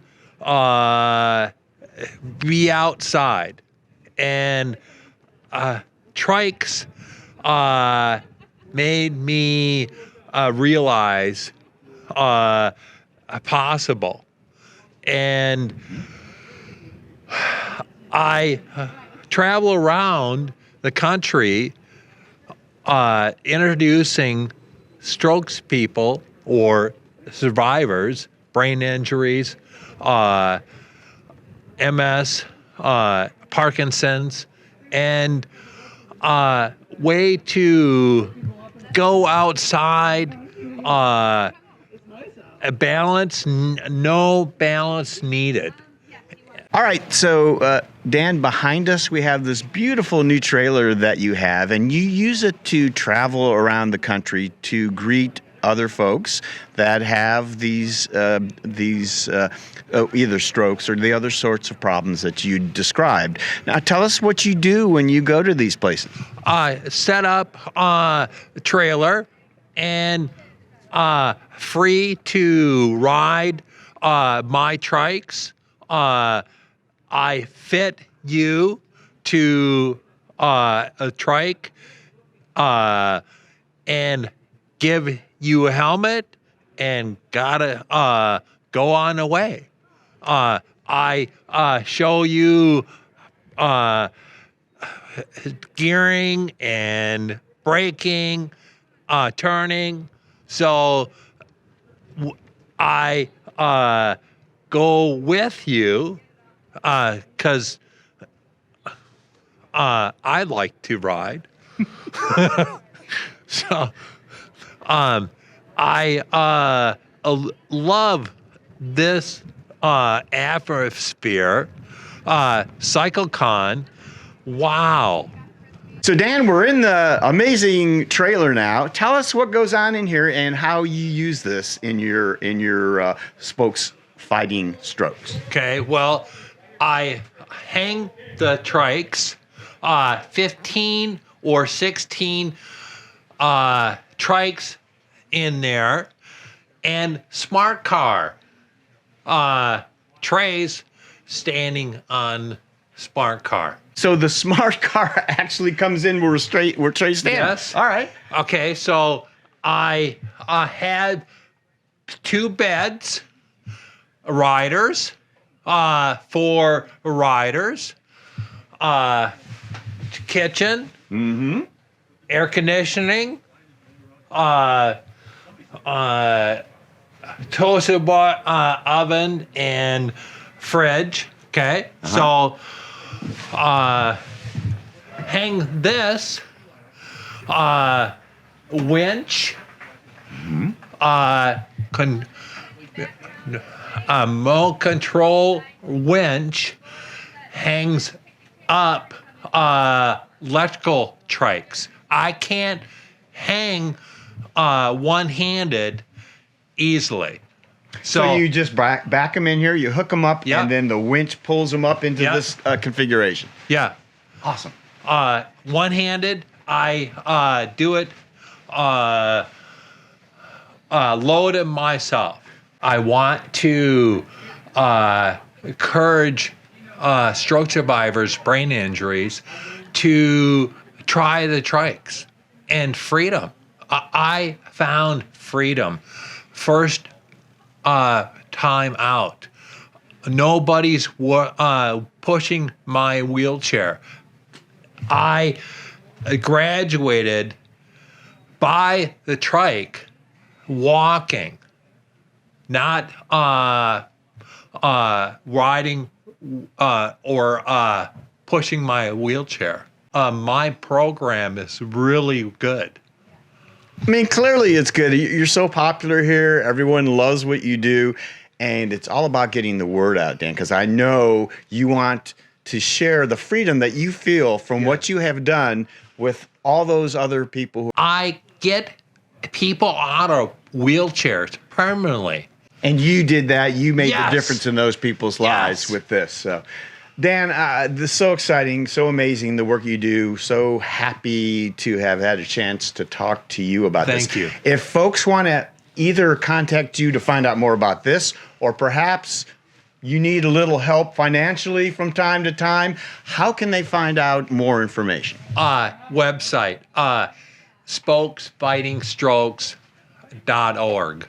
That's right. And then you can find out what's going on, where you're going to be, and how to help you out. Yes. All right, folks, there it is, Dan Zimmerman, Spokes Fighting Strokes. Dan, thank you so much, my friend. Thank you. All right, guys, we are here at the Sunseeker booth with Mike. How you doing, Mike? I'm doing well, Gary. Thank you. So it's great to be here, especially because Sunseeker has sponsored Laidback Report at the CycleCon 2022. We really appreciate that. Thank you. Absolutely. Thanks for the invitation. We really appreciate being here. We do have a lot of product to offer. We have something for every level of rider, for sure. All right, Mike, we're going to take a quick run through of the entire Sunseeker line that you have here. Yeah, so this is our side-by-side conversion kit. We take 2 of our easy classics, which have been in our line for decades at this point, and we bolt them together. Plenty of room in the cargo tray in the center to take a picnic basket or a cooler along with you, and get a couple of folks riding side-by-side. Fits fine for kids or adults, actually. Sounds good. All right. One of our best-selling units is our Easy Tri Classic. It's very affordable, well under $2,000 at retail for a trike with a great 21-speed drivetrain on it. This comes in a couple different colors, and they're readily available. Sounds good. Yep. Also in our lineup is both our EcoTad and our E-EcoTad. So the E-EcoTad adds a 350 watt motor. That particular product gives you pedal assist up to 15 miles per hour, and then you also have throttle on demand capability. And our E-EcoTad's under $1,500 for you to get started in a tadpole design that's extremely comfortable and easy to pedal. And very affordable. All right. What do we have here? This is our EZ3 USX HD. So this is our most rugged recumbent. This particular product has under-seat steering and a 400-pound user weight limit on it. So it's a very, very rugged design for sure. Good deal. Nice paint job on this. What do you got? This is a brand new color for us in the T3CX. This is called Mediterranean Blue. Obviously, we use a sling seat, 24-speed drivetrain, a little bit more low slung design. So this is for somebody who's been riding for a little bit, wants something a little bit faster, a little bit more nimble. Deal. Some, pretty thin tires there. Slick wheels. Okay. Absolutely. An old friend? An old friend, the E-Fat-Tad. This basically gets you into a 500-watt motor with a 48-volt battery, 20 miles per hour of pedal assist only on this particular product. Great for off-road use. Can certainly use that on the path as well. All for a price point that keeps you just under $5,000. Amazing. All right. So this is the Fat-Tad CXS. This product has been in our line for about 6 years now. Gives you all of the suspension benefits up front and in the rear. Great rugged design, easily adjustable boom to change leg length if you got a couple different riders there. Stable, capable when you're off-road. Good deal. This is just another color of our EcoTad. So we actually make the EcoTad in 3 different color variations. We saw the red earlier. This is our nice bright blue and black frame. Super, super confident, comfortable tadpole trike. Okay, and lastly, another Delta here. What is this? Yeah, so this is actually our X3AX, a little bit more performance-oriented in the Delta design. We use our X frame. We also cant our rear wheels just a little bit to add a little bit of extra stability. 24-speed drivetrain on this bike. Very, very comfortable, a little more performance-oriented than our traditional Delta trikes. We actually distribute our products through 11 different warehouses. We have roughly 7,000 customers around the country in bike shops, so we certainly have the ability to hit certainly every major city. So that's 7,000 retailers that you're selling to? Correct, yeah. They all have the ability to purchase a Sunseeker product for you and get it into the store for a test ride or for a sale. That sounds great. All right, so now let's start talking specifically about a couple of the products, and maybe we'll take a look at the Fat Trike right there. Yeah, absolutely. So this is our E-Fat-Tad. It's built on a platform of our traditional Fat-Tad CX. It's been around for about 6 years. In this particular case, we've added a Bafang 500-watt hub motor. It does have a 48-volt battery. It does provide pedal assist to 20 miles per hour, so plenty fast, plenty of torque to get up and down the hills. Obviously, we're running 20 by 4.0 tires and a 24-speed Sunrace drivetrain. There's 3 main seat positions plus an adjustable boom, so there's a lot of great fit options for lots of folks. And in this particular model, we also include a 1/2 inch of suspension on each of the front wheels and a 2-inch suspension shock in the rear to take some of the bumps out of the terrain for you. All right, Mike. Well, look what we have here: a Delta Trike, a tandem. Tell me a little bit about what this is. Yeah. So basically, Gary, what we've got is we have a tandem hitch assembly for any of our Delta Trikes, really any Delta Trike for that matter. In this particular case, the hitch assembly, it's about $200 retail to add this to a couple of trikes. This particular case, we have it set up with our E48 Delta. So we basically have got an electric assist motor on the front. You can see a mid-drive up there. This is pedal assist only, but there is a throttle option for it as well. And it's towing, in this particular case, a stoker position, our EZ3 USX, which is actually our heavy-duty recumbent. This product actually has a 400-pound user capacity, so it's a very, very stout unit for sure. You can tie those two together with our tandem hitch in the middle and go for a ride. And somebody needs a little assistance up the hills, you got some pedal assist on the front to get you there. So basically, you just pop off that front wheel. Yes. And then you just match the assembly up. Tell me a little bit more about how that works. Yeah, so the entire tandem hitch assembly is out of the box, ready to install. It uses basically a mounting system where we bolt it onto 4 tabs that are on all of our Delta Trikes. And at that point, once the hitch assembly is installed, you just simply take the front wheel off the stoker position tandem recumbent that you're going to put on there. Take the front wheel off, bolt it up with 2 quick releases on the rear. You have a nice heavy-duty ball joint that basically flexes and rotates, so you have a great turning radius, and go for a ride. Off you go. Well, you know what? It looks like a lot of fun. Do you think we could take a little spin on it? Absolutely. Let's do it. All right, Mike, what do you say? Let's head on off. You ready, Gary? Yeah, let's go. This is great. All right. Well, I'll tell you what, you make a big impression when you're riding this trike. Of course, if we hit any of these pedestrians, there'll be a large impression there. Hey guys, we are here with, excuse me, there we go. Guys, we're here with Quentin at the TerraCycle booth here at CycleCon. Quentin, how are you today? Having a great time here, man. It's great to see you. A new face for TerraCycle here. And Quentin and TerraCycle are, of course, sponsors of the Laidback Bike Report here at CycleCon, and we thank you very much for that. Absolutely, Gary. All right, so let's get started with what we have here at the booth, something maybe we haven't seen before on this trike. Quentin, what are we going to talk about first?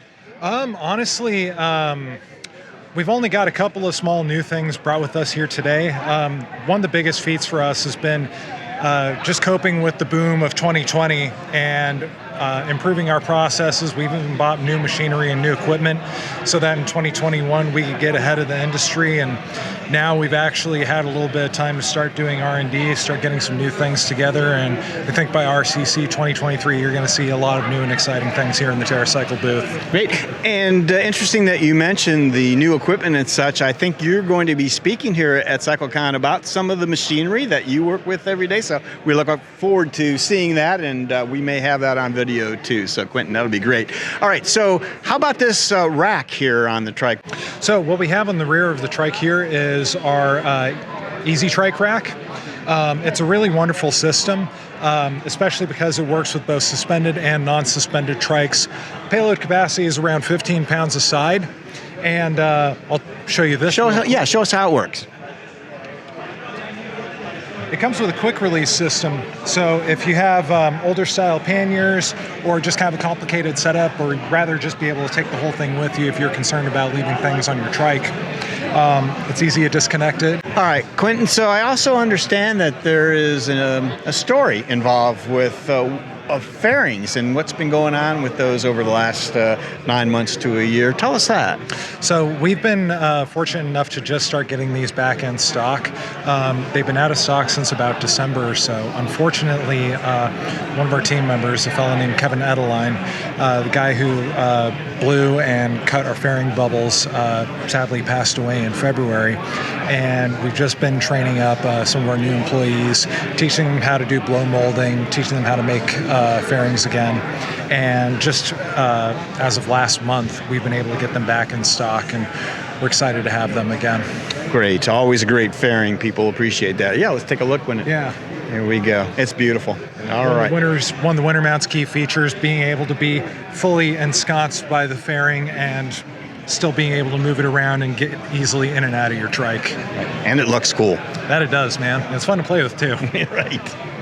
So we have a very unusual display of idlers here. Tell me a little bit about this. So this is an interactive display piece. These are all of the different idlers that we make, connected by chain, tensioned by little tensioner wheels, and it's been really fun watching people walk up to this thing like moths drawn by a light. You know, you walk up to it, turn the handle, and play with it. Watch them all go. What, you mean this thing actually like turns? Yeah, find out for yourself, Gary. Give it a crank. Oh, this crank right here? Oh, that one right there. All right, let's see how those work. Well, I'll be darned. Look at that. Ain't that fun? That is amazing. What happens if I turn it the other way? It'll go the other way. What the?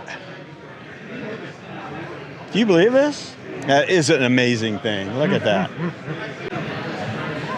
And so then, that's it, I guess, from the TerraCycle booth here at CycleCon. Quentin, thank you so much for telling us. Can I stop doing this now? All right. Thank you so much for showing us around the TerraCycle booth and everything that's going on with TerraCycle. Quentin, thank you very much. Absolutely, Gary. It's always a treat. A pleasure. Guys, we are here with Mark Cruz from TerraTrike. And Mark, what a pleasure to see you here at CycleCon. You guys are actually running the show here, so it's nice to be here. Yeah, thanks for having us, and I'm glad you guys could make it. So this is a great showing today. All right, let's talk TerraTrike. Yeah. We're going to narrow it down here today. I guess we're going to feature a couple of your trikes. Let's start with this right here. What do we have? Yeah, so this is the Spider ATC. Base Spider, it gives you a comfort seat, a sport touring seat, and then with the ATC, we upgrade you to a carbon seat, and we do carbon wheels and a carbon boom. So this is your absolute uncompromised go-fast machine. You got a weight on this kind of thing? It's under 30. Under 30 pounds, that's pretty amazing. Yeah. All right, so magically we have a new trike here on display. Mark, what do we have here? This is the brand new Charge. This is coming out at the beginning of 2023 here. We are super excited about it. It's a good entry price point for an electric trike. It's got a Promovic system. If you haven't heard of Promovic, they're out of Denmark. And what we've got is a color display. We have a cool boost feature that you do have to be pedaling, but you hit that boost, you come out of a corner, you go up a hill, it just kicks you up to speed where you were. It's a fun trike. It is a hub motor. We've got the battery mounted down here, wires that actually run inside the frame, so super clean. This is the Spider, and this is a boost kit. Up until now, the Spider has not had its own boost kit, but this baby's coming out in 2023, probably end of March, maybe April-ish, but this is going to be a game changer. And the coolest part is you can now boost with the Bosch everything in our lineup. That is cool. I'm excited about it. I'm excited. How excited are we? I'm excited. All right. We are here with our pal Andrew from Trailside Trikes down in Florida. Andrew has been just about the longest standing sponsor of the Laidback Black Report as we have. So thank you very much, Andrew, first of all, for being a longtime sponsor and for sponsoring us here at the CycleCon here in Dayton. Oh, my pleasure. Gary, what you and your team, your wife, everyone does to promote the sport, it's medicine not only for the soul but the heart. To be able to go on YouTube and see there's other people that are passionate about it around not just the U.S. but around the world, it's like butter. It's fantastic, and it just shows you how we may be separated geographically, but we're really close than we think. And once you become a friend of a trike rider, you have a friend for life. And so I love to sponsor you and wish I could do more. Thank you so much, Andrew. That means a lot, really. All right, well, let's talk a little bit about Trailside Trikes and what's new. We haven't been down there. We haven't been anywhere for a few years, obviously. So bring me up to date. What's new at Trailside Trikes? Well, the grass is still green and the water's still wet. So we hope to keep doing what we do best, and that's getting people on trikes and getting them moving, because movement is medicine. And a lot during this pandemic, people's been stationary, right? They've been afraid. Florida, we just went through a hurricane. So our hearts and prayers go out to all the folks that are dealing with the aftermath of that. So good news is our location in Floral City has been only minor damage, so the trail's open. Tennessee location, we're Peachy King. Andrew, tell me a little bit more about the Tennessee location, because I mentioned that on all our shows you're located there, and I don't know very much about that. Tell me a little bit about that. Okay, so we're located in the Tennessee, is in Knoxville, Tennessee on Chapman Highway, and we're open really on Saturdays only by appointment, so that we can give our full attention to customers that are new to triking. That region of Tennessee, there's a lot of people moving there from the pandemic and so forth, but they may not know about triking. So give us a call, 865-973-9733. and we'd be glad to chat with you at the Tennessee location. In Florida, we have an open door policy, so Tuesday through Saturdays would be great. All right, sounds good. And your supply of trikes these days, is it good? We are packed to the gills in Florida and Tennessee. I always tell people, however, anything could happen. And if you see something and you like it, don't look at the color, close your eyes. And what does your butt say? Does it leave a smile on your face when you ride it? Go ahead and get it. Tell me what you're featuring at the shops these days in terms of brands. What are you really moving these days? Sure. So the brands that we sell, we love all brands, by the way, and we appreciate everyone from the industry. We carry AZUB, and then which is here at the show, and then Trike as well in our backyard in Florida, and HP Velotechnik, Ice, Sun, and Trident. Very good. Yeah, most of them are here. Trike, unfortunately, not, but that sounds great. And Andrew and his crew do a great job wherever you find them, either in Florida or in Tennessee. So appreciate it so much. Again, everything you do for us, and it's great to see you here at the show. Andrew, thanks, pal. You're welcome. We are here with my pal Tom Floor from Trikes. Tom, how are you? I'm doing great. It's great to be back at a show, see our old buddies, see consumers for a change, which is nice. And going really well. So it is. This has been for everybody who isn't here. You missed a good show. Sorry. So, yeah. No, but you're going to see this, so you'll see what else has gone on. Tom, before we go anywhere further, I really wanted to thank you once again. I thank you 1,000 times, never enough, for supporting the Laidback Bike Report, being a sponsor here at Cycle. We're always happy to do that, and then just to support the industry in general. We actually talked about this morning. We're a small industry. We all know each other, and it's one of the few industries. We're all friends. We all support each other. So it's a great thing about it. All right, so Tom always brings something new and interesting to these shows, and we've got something I haven't seen before. What do you got here? And this is something that's that has been lacking in the industry. We always try to. Our nature is to build something new. In the past years, we've tended on high-end stuff, which really isn't our niche, and we've just kind of decided to go back to basics. So this is the Tomcat, and this is a prototype right now, but we are in production. We'll be out by February with this. So Tomcat is aluminum. It's incredibly lightweight. It weighs less than 30 pounds. And what's really different about it is it will fit people with X seams as low as 28 inches. So kids can ride this. It'll fit somebody up to 6 feet as well. It's a non-folder, which again is something a little bit different for us. But it's going to just come in 2 basic designs. One is a 7-speed, which is what this is, and then we'll do a Da Vinci version as well. And the 7-speed is going to sell for $13.99 retail. And again, we want to bring in. We need some younger blood in the industry, and both children, teenagers, and again, it's what's lacking is stuff for really short people. And we hear this all the time. So. Grandchildren?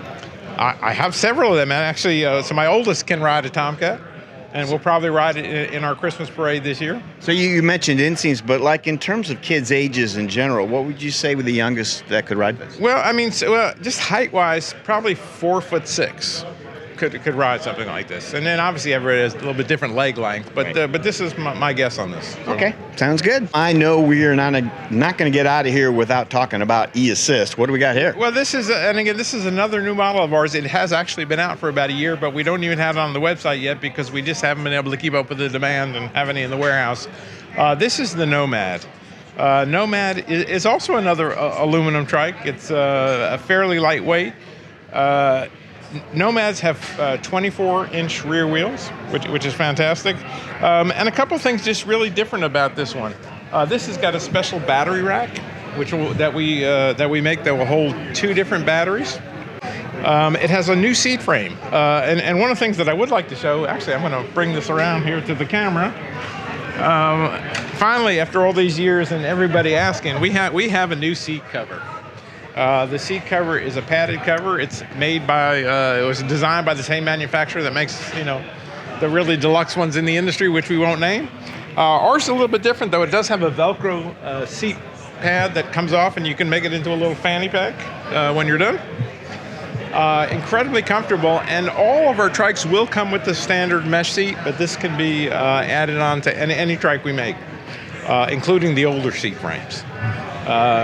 What kind of price are we talking? So the seat itself is $199 for the seat cover. The Nomad trike sells for, the E version sells for $34.99. The non-electric version, which is our first 1x trike, it's a 1x11 with an 1146 cassette.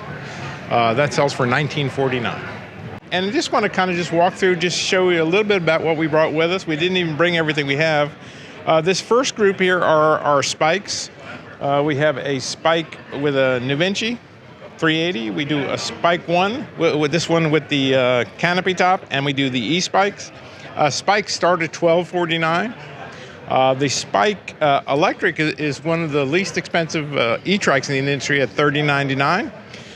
We have the Tomcat, which we talked about in the video, and the E-Nomad, which we also talked about. Our stowaways, and we actually make 5 different stowaways. It's been our most popular model over the years. We have a Stowaway 2. We have the special edition yellow stowaway with a 26-inch rear wheel, and then we also have the electric stowaway, which has been really popular all through the years. So on this side, and we have actually spread out to the other side here, is the non-electric Nomad. Non-electric Nomad sells for $19.49. It weighs 33 pounds, which is it's really lightweight. We have our heavy-duty trike, which is the Trident Titan. Titan will handle a 400-pound weight capacity. We make it in electric and non-electric versions. And then we have our little fat tire section here. We have the Terrain 20, which is 3 20-inch wheels. This happens to be an electric model. We offer a Terrain 26, which is 3 26-inch wheels. We also brought one model, and this is actually something new for us. This is the E-Fat Trekker, which with a double suspension, electric and a New Vinci. But we make this as a non-electric and as a trike as well. We sure appreciate everybody coming to the show, and even me, even you, Gary. All right, so there it is, folks. Tom Floor taking over the microphone, doing a great job. Tom, thanks again so much for everything that you do for us. And, we'll see you again next year. All right, I'm sure. Thanks. If not sooner. Guys, we are here at the tryout booth here at CycleCon with Marty. How you doing? I'm doing great. Glad to be here. It's great to see you again. All right.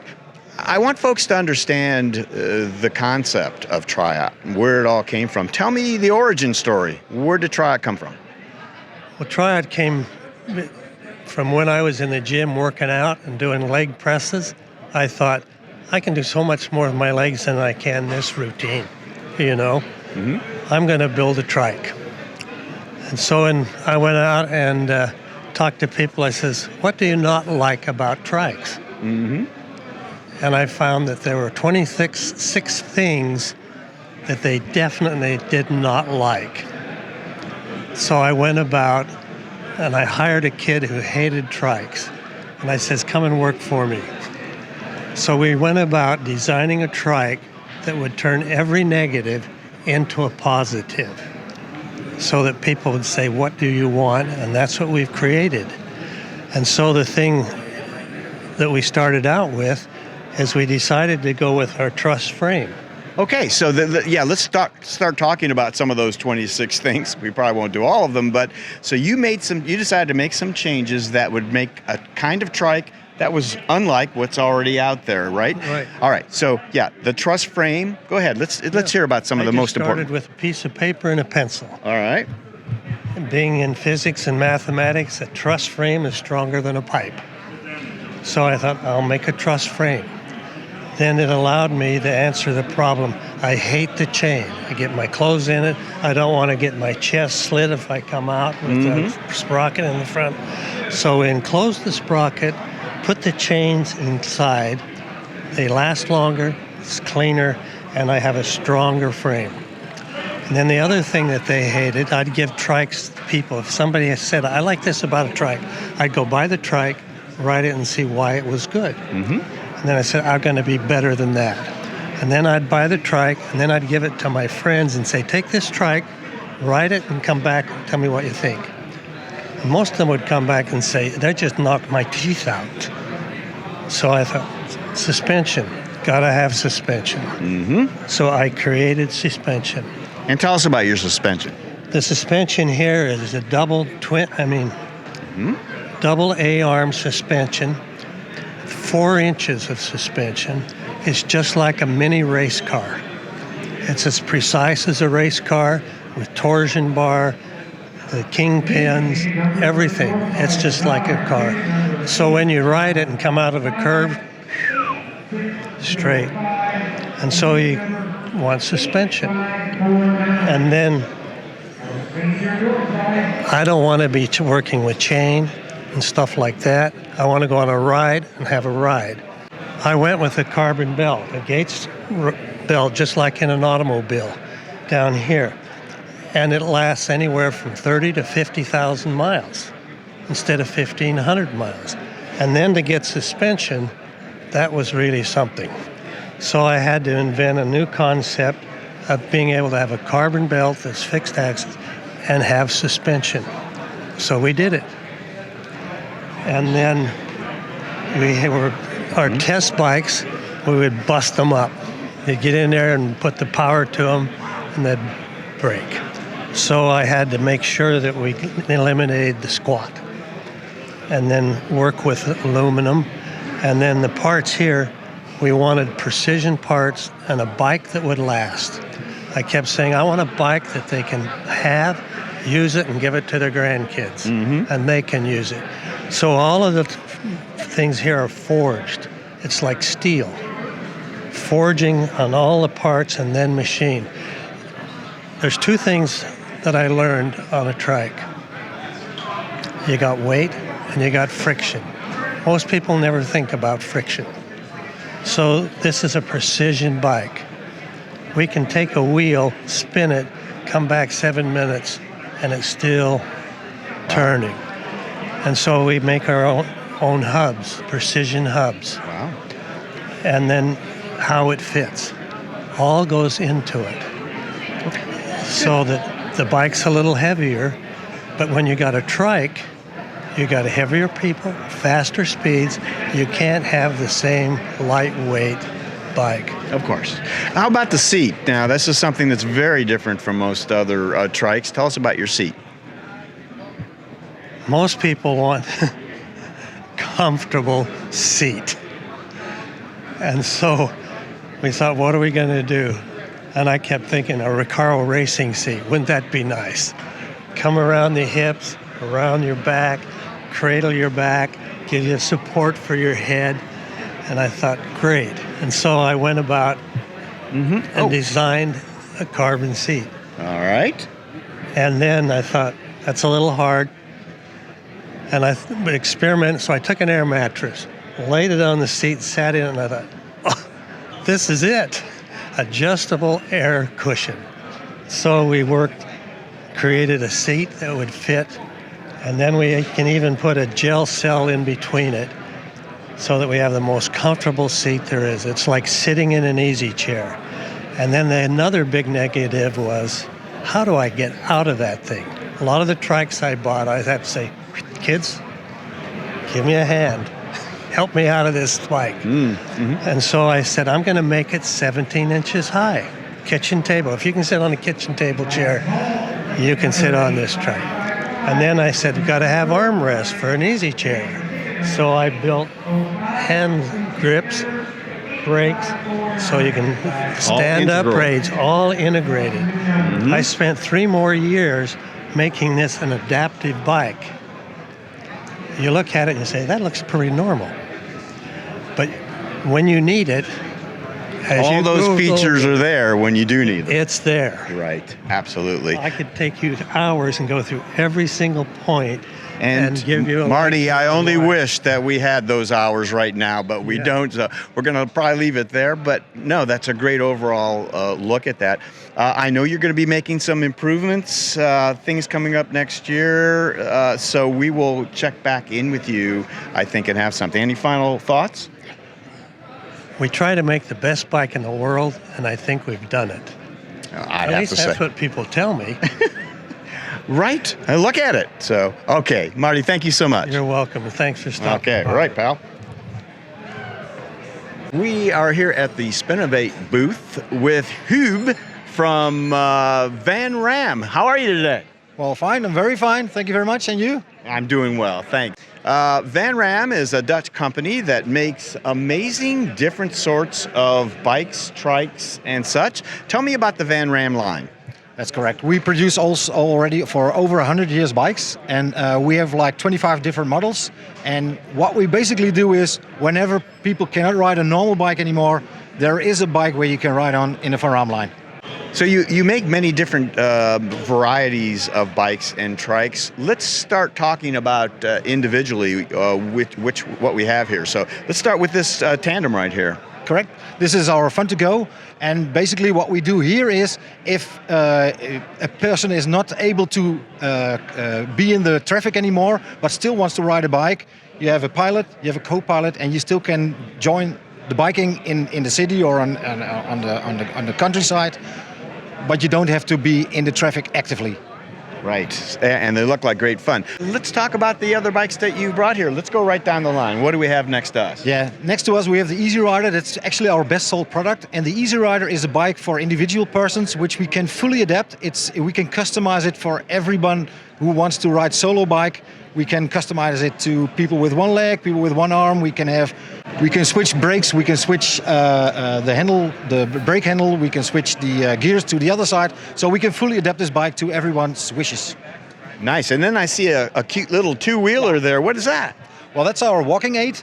Actually, this is a small little bike. Well, it's not actually a bike. You can walk with it. And if you want to visit a fair or you visit a museum and you cannot walk for that long, you can use this as your help. Nice. And then next to that, I see a Laidback Bike Report green tandem. What is that? Well, that's basically, we do a lot of tandems, but this is a tandem specifically for a parent and a child. So in front you see a little kid's bike actually, and it's attached to a normal bike, so kids can sit in the front, and in the back the parents can sit, and the parents actually is also the one who's steering the bike. Great. All right, and then next to that, I see like a hybrid tandem. What is that one? Well, next to that is our Au Pair, and it's detachable. So the basic idea about that is that people who are not able to walk and sit in a wheelchair can sit in the front part. It's detachable, so the back part is for the pilot. And if you want to visit somewhere and you want to go somewhere where you cannot enter with the bike, you can detach it and then you keep your wheelchair. That's great. Okay, and what do we have next? Well, next is our Velo Plus. Actually, it's a brother or sister from the Au Pair that you just saw. That's a bike where there's a plateau in front where a wheelchair fits on. You can strap it on the wheelchair and you can ride the wheelchair wherever you like, and then you can get off the wheelchair and you have your wheelchair with you all the time. So, give me some final thoughts. Sum up for me about the manufacturing process, perhaps? Yeah, for us it's very important to have high quality, but that's why we research and develop all our own bikes, but we also produce our own bikes. So a tube comes in, literally, and a bike rolls out, and in between is the process that we do ourselves, including the software and all the power of the engines. The batteries, we all produce it ourselves, because off the shelf is no good for us because we need to adapt things. Oh, that makes great sense. All right, so how about we give this baby a little run for its money? Does it go forward and backwards? I will show you. Let's take a look. This is the backwards, the reverse gear, which is in all our systems, and this is nice and smoothly having a ride. Here we go. Watch out in front. I'm glad you got the brakes. Thanks you very much for the interview. Hi there. Hi, I'm Nicole. Nicole, I was going to ask you that question. What's your name? Where are you from, Nicole? I'm from Dayton, Ohio. That's like right around here. Right here. That's great. All right, so what brings you to Recumbent CycleCon? My mom invited me. So does she ride a recumbent bike? No, she actually volunteers and she invited me and I love it. It's so much fun. All right, I'm going to ask you about what you've been doing. Is this the first trike that you have ridden today? Yes, it is. Okay, so you are riding a TerraTrike Rambler. Yeah, a Rambler. And so tell me what you thought. Oh, well, it's a smooth ride. And then, you do have to do a little pedaling. But once you get it going, it's super fun. I felt a little burn in my legs. So, yeah, I got my exercise in today. You have one of these. You know what that is? somebody's QR code. No. Actually, you are exact. That is a QR code. Let me do that again. You have one of these. Do you know what this is? No, go ahead and educate. That's a motor. So that is, even though your legs were burning a little bit, it gave you a little bit of an assist, I hope, if you have it turned on. Yes, it is. The assist is turned on. I love gadgets and features. But it was fun? It was awesome. All right. Well, thank you so much for talking with us. Thank you for having me. Okay, Nicole. Hey there. So what is your name? Robert Cummings. Robert, and where are you from? Rochester, New York. Okay, that's where Brian Ball lives, actually. Yeah. Right? You know Brian? Yes, I do know Brian. And tell me what you're riding. This is a AZUB Tie Fly E-Assist. Nice, and so you have the nice titanium suspension there, and the assist. So tell me, E-Assist is it? it's a Bosch, I think. Oh no, it's the. I'm sorry, this is the Broza that that Hansa was telling us about. So, well, tell me your impressions. I like it very much. It's fast. It's also very good off-road. I went on the gravel part.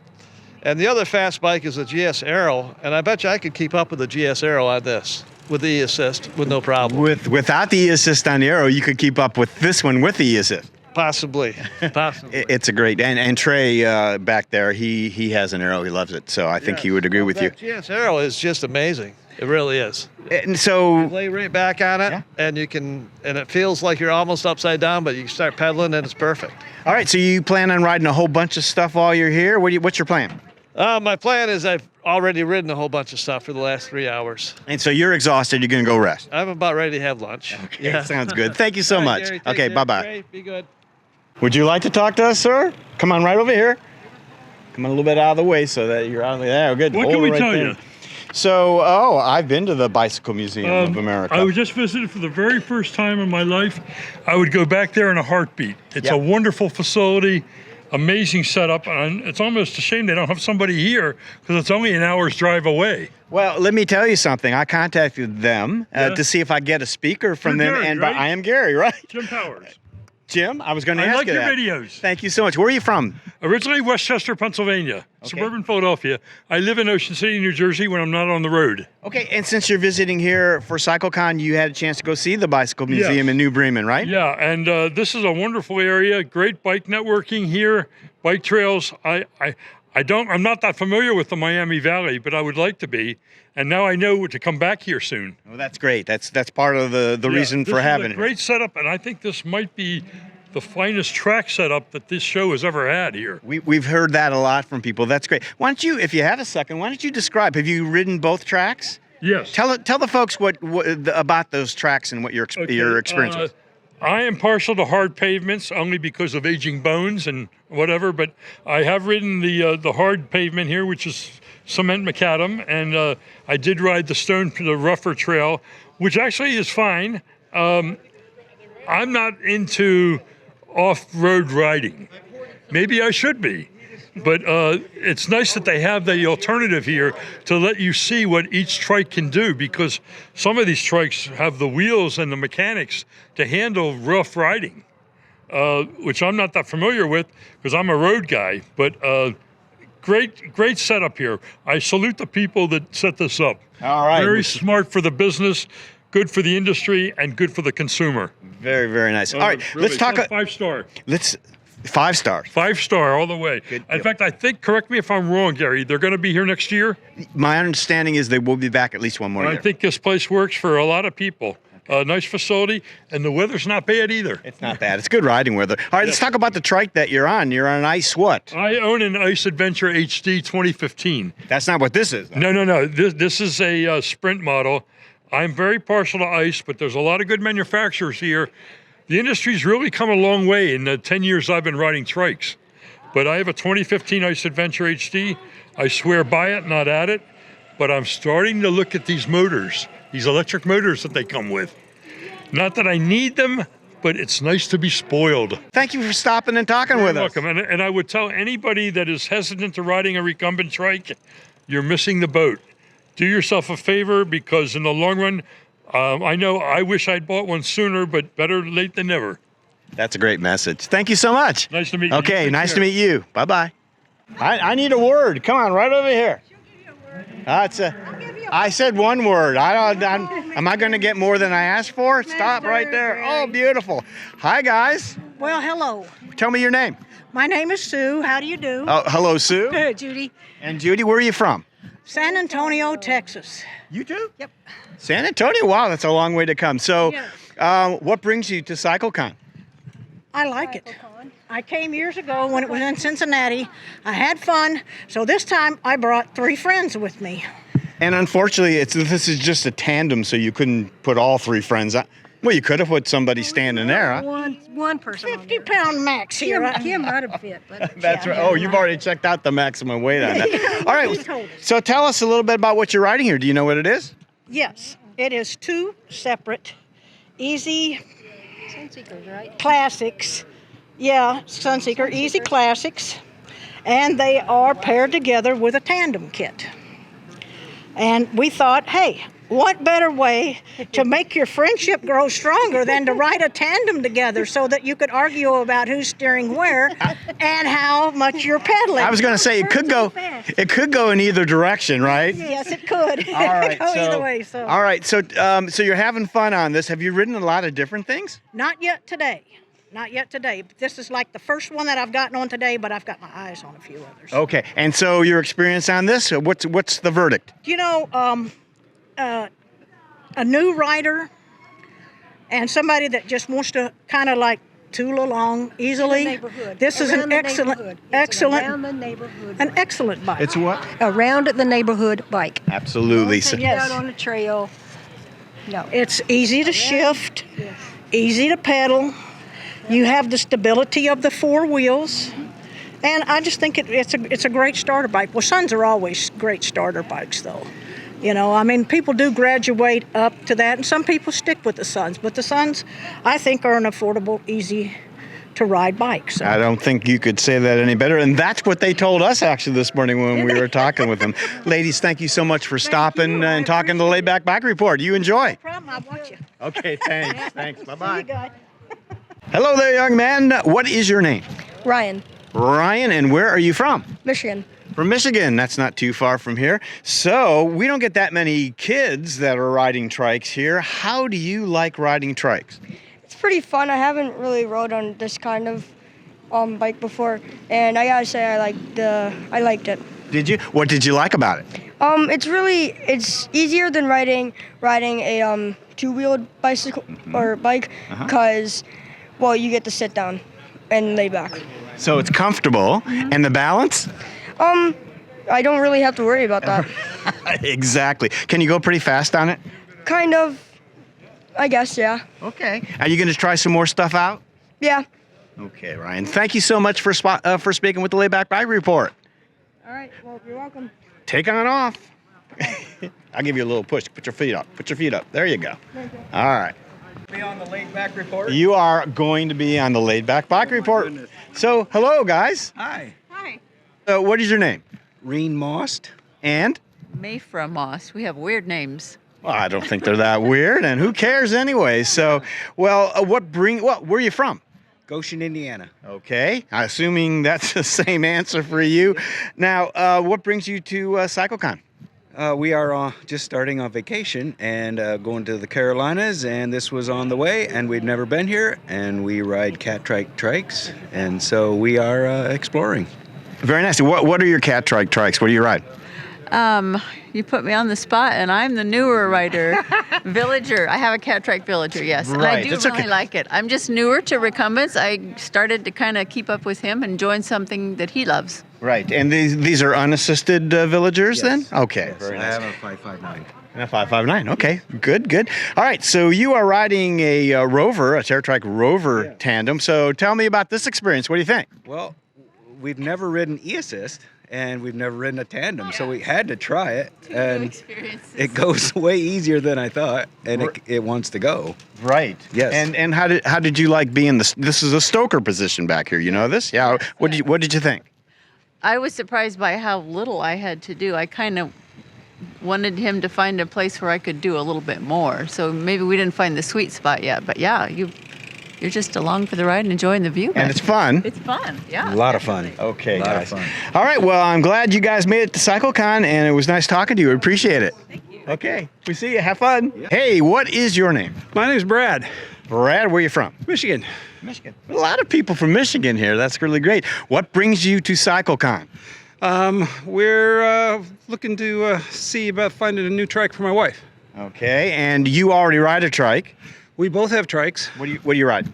I have a 10-year-old AZUB Tetris, and she's got about a 10-year-old Trident East bike. Okay, and have you got some ideas already about what you might be getting for her? The thing she saw that she liked the best so far today was the tie trike. Nice. Yeah. Okay. Now let's talk about what you're riding here. What is this? This is the Spider from TerraTrek. That's right. And so now you had a chance to go around the track. Tell me what you're thinking. What's the experience like? It is a lot of fun. Getting a little older and thinking about whether my next bike is going to be another bike or a fast trike. And this is in the running for fast trike. Okay, because you had a good time around that track. Oh yeah, and I read about it and I heard about it on the Laidback Bike Report. And right, thank you. Yeah, we've done a bit with the Spider, and I know they're making some improvements here. We talked to them today, so. This is great fun. It's a beautiful day, and I ride a high racer, and so I was riding whatever bikes I could find here to see as well. Right. And the Carver long wheelbase bikes are really nice. Yeah. The titanium, huh? Oh yeah. It's sweet. It's a sweet metal. I've not ridden. The only time I ever rode a long wheelbase was before I ever got into recumbents, and I got on my friend's and he had a lot of tiller. I couldn't handle it, but the ones that were set up today didn't have much tiller, and I use hamster bars on my high racer, so I'm a little more used to tiller now, and it was no problem. Great. And, so it's great. Well, it's good to hear a little bit about the two-wheelers too, because we don't get too much interaction with riders of two-wheelers as much as we used to, so it's great to hear that. Well, I'm so glad you made it, and thank you for stopping to talk to us. Oh yeah, my pleasure. Okay, thanks. Keep that bike report going. Thank you, we will. Thank you. What is your name? My name is Don. And where are you from? Rochester, New York. Oh, we had somebody else from Rochester. That's great. So what brings you to CycleCon? Well, I'm actually looking for a new trike. I've got a nice Sprint, and I'm looking for something that I can ride more rail to trail, on gravel and what have you. But I figured, I've always wanted to come to this. When it was out in Philadelphia a couple of years ago, but didn't get that opportunity. I told my wife about this, and she's like, go. Great. She wanted you out of the house anyways, Don. So, all right, so now this is a Delta trike, so this is different than what you have ridden. What's your experience? What did you think about this on the track? It's a very different ride for me. As you say, I ride a Tadpole. It's much more upright. It's a very comfortable ride, and it doesn't ride as fast. But it would be something that I could definitely ride on the trails. Sounds good. So, all right. Well, I'm glad you're considering that. I'm glad you had a chance to stop by and talk to the Laidback Bike Report. Thank you so much, Don. Thank you. Okay. Bye-bye. All right. Ladies and gentlemen, this is Chris Ferguson, and he is the administrator of Recumbent Trikes and Bikes Classified on Facebook. Is that fair to say? Yes, sir. Sorry about that. I just smashed your thumbs up. That's really bad form. So, anyways, it's good to see you here, Ferg. Great to be here. This is fun. Yeah. Have you been to a CycleCon before? I have not, no. So a guy like you, into recumbent so much, and this is your first opportunity. So first of all, I want one of everything. You're not going to get one of everything. I promise you that. So you're looking at a bike here. What are you riding? This Speed, is it the Speed Machine? Yeah, Speed Machine. Yeah, it's HP Velotechnik Speed Machine, right? So how was the ride on the track? A little twitchy at first because I'm not used to this particular handlebar setup, but everything else, once I got on it, was good. Ride's nice, comfortable.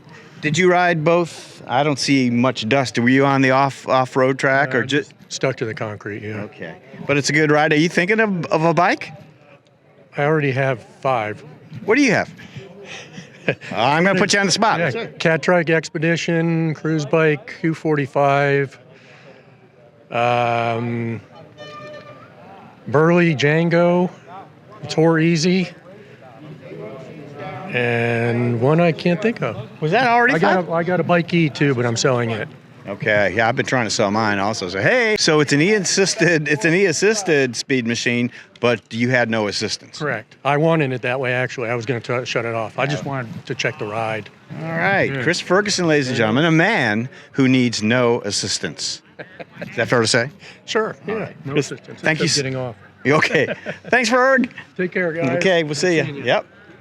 Off you go. This is a moment that many people have been waiting for. The crowds are gathered all around, and we're going to be drawing right now for the money that we got all weekend long from the from all the folks that are here at CycleCon, putting in their names into this bowl for this beautiful painting from the Ukrainian artist Ksenia. And all the proceeds from this go to Spokes Fighting Strokes, and Dan Zimmerman himself is here to draw out the winning entry. So let's try it, Dan. Okay. Just one. All right. Let's open it up. Tension is mounting. I'm all nervous because I don't know if I can read this. I forgot my glasses. Stop it. No, here we go. And the winner is Larry Black. Oh my God. Larry happens to be here. What? Come on over here, pal. What? Larry, congratulations. Do you have any remarks? How do you feel after having won this? Well, I fell in love with the painting. I'm a former fine arts major, and I like watercolors. I like tricycles, and I really fell in love with this little lady that's doing it. Here, hold that. But the reason I bought so many chances, $100 worth, is because I wanted to be up here to thank Gary, Trey, Trike, and all the other people that helped put this event on. It's been a pleasure to be here. Great to put faces with names. I enjoyed seminars, and just one of the best I've ever been to. And I know it takes a lot to put this together, and I understand you've got some editing to do. I'm going to be locked away in that office for hours. Well, thank you, and this is a great opportunity, and this is going up at our bike store for lots of people to see, along with the story. In fact, if I didn't win this, I was going to commission her personally to paint me something. So this is enlightening, and meeting Dan today was just enlightening. I've worked a lot with people, stroke victims, for the past 50 years on all kinds of bikes and trikes, and he's been very, very inspirational. So I applaud what he's doing, and great for Spokes for Strokes. Great, and thank you. So congratulations. Thank you. Nobody better deserves it than he does, and that'll go good to use. Now, speaking of Dan, in one of my pockets here, I have a little something to present. Can you follow us here, Trey? So on behalf of CycleCon 2022, I'm very honored to present to Spokes Fighting Strokes and Dan Zimmerman the proceeds from this raffle. Thank you very much. Congratulations. Thanks, Dan. Thank you. Okay. Do you want to just say? Thank you. Okay, good enough. All right, thanks, guys. I'm gonna ride away from here. It's a little hard to like show you, but I like to go really low to the ground, look up at myself, and then I'm controlling the left and right, forward and backward from my thumb. And so I'm riding, and then I will go up my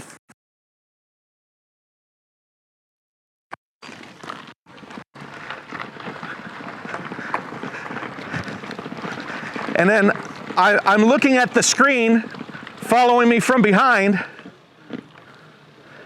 and I see that fence there, and I'm just controlling it all. Yeah, on a straightaway, when you're riding straight, you can take your hands off the handlebars for a little while, you know, and actually ride around. So there's all sorts of fun stuff you could do. You could do top down, where you're looking down at the trike and you're riding down the road. You guys have seen a lot of that, where you see the trees on both sides and the road going them down. Make sure that the road is perpendicular and flying correctly, and you got the road either perfect diagonal across or this way or that way. You can do all sorts of amazing things with that. You can just make sure you know where the treetops are and stuff. A quick hint is, I wonder if there's something I can fly through. If you have line of sight, you can fly like through windows and stuff. You see people fly through like, how did he do that? Matt, Dan wants you to fly it in the trailer. You're not going to be able to do that, will you? Oh, I could probably do that. Is there a door on the other side?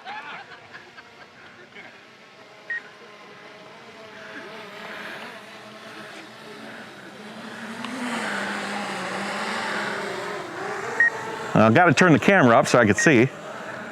Oh, there's a lot of trikes in there.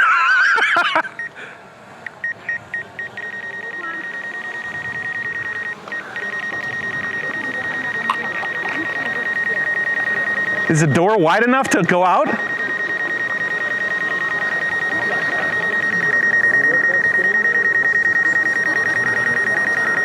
My drone is telling me to stop it. Yeah, proximity alert. Let's see here. So I got the seat. Sir, you want to come out? There's a drone in there. There's a drone.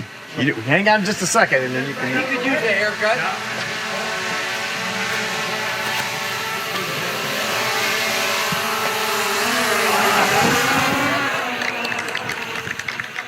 Folks, you might be able to tell from looking at Marshall and myself that this is getting to the end of CycleCon. We're almost at the end of the show, and there's some exhaustion involved. Are you feeling pretty zippy right now? Yeah, I think not, Gary. Yeah, I'm ready for you to wheel me around and help me put things away. Yeah, I got nothing left to wheel you around with, dude. So, all right, so Marshall is going to be wearing his WizWheelz CycleCon 2022 hat right now, and we're just going to quickly go over our impressions of the weekend. I'm going to say, Marshall, to set this up, talking with so many of the people that have come here and hearing what some of the exhibitors and dealers that were here Friday had to say, that this was a remarkable success. Remarkable in that the expectations, I don't think were all that high with you guys taking this event over and having not had it for a couple of years. But things have gone very well, and we've seen lots of people, lots of excitement. So tell me, is there anything left for you to say after I've just said that? No, I would think it's interesting because I would say the expectation was that it would just happen. And just happening meant, that exhibitors would show up, a few dealers would show up, a few, customers would show up, and that would be good enough because it just needed to happen this year. But just happened. It was way more than that. Tons of people showed up. I think it just blasted beyond everybody's expectation as far as attendance, both from dealers and consumers. It was awesome. Absolutely. So, and as far as WizWheelz is concerned, I know you had a bit of trepidation, kind of having just a couple months to put this all together. And I know you guys are all exhausted, having done a great job, but worthwhile? What are you thinking? Oh, beyond worthwhile. I mean, everybody's already talking about next year, how we're going to make it bigger, how we're going to make it better. So from both a exhibitor, as Trike and Greenspeed, but then as someone that now owns the event, yeah, both sides of it, super excited about next year, really based on what happened this year. So, yeah. Right, it's a platform, a springboard, I guess, if you will. So you mentioned, Marshall, about next year. Is there anything that you can say at this point to our viewers about what will be happening with CycleCon next year? It will happen. Okay. Oh, but wait, you want to more than that, huh? I'm looking for scoops, as always, and you're always shutting me down. But go ahead, tell me what you can tell me. So I would say, if I could put a ratio on it, 80-20, it's back here in Dayton at this same, at the fairgrounds, the Montgomery Fairgrounds. Mostly because they've been a great host. There's a great ride event going on today, the Tour de Gym, tying into some of that. I think we can have it be even more experiential, people wanting to get out and ride together as a group. Fantastic trails here. So I can see it existing here one more year for sure. Super. Yeah, the Xenia trails, for those folks that don't know, hundreds of miles of trails that emanate from a place just a few miles from here, and you can actually go just right off of the road over here and you get on the trail. So it is a destination for those who want to ride. I recommend it highly, and I think we're going to promote that next year, huh? For sure. Yeah, that would be the goal. All right, then. I guess it's time to say goodbye to CycleCon 2022. Great job, Marshall, on behalf of Laidback Bike Report and all the people that I've talked to. A resounding success. So congratulations, my friend. Thank you, Gary. All right. Awesome. Folks, this is the end of CycleCon 2022. Honestly, it's been an incredibly successful one for the Laidback Bike Report, and that's because of all of these people. I want you to know who they are. So let's pass the microphone, shall we? Let's start with my director, my videographer. We call him a bunch of stuff. We're not going to go there right now, but... Howdy, folks. It's Trey. Oh, this is Nina Paley. Sylvia Halpern. We're starting to figure out how this works now. Marilyn Solomon. Phil Paulsen. Janet Paulsen. And Denny Voorhees. I'll take that. There we go. And so I think that's pretty much a wrap. Thank you all for watching this video on YouTube of the Laidback Bike Report at CycleCon 2022. And guys, let's show them what we do to end it up. Woo. Ow!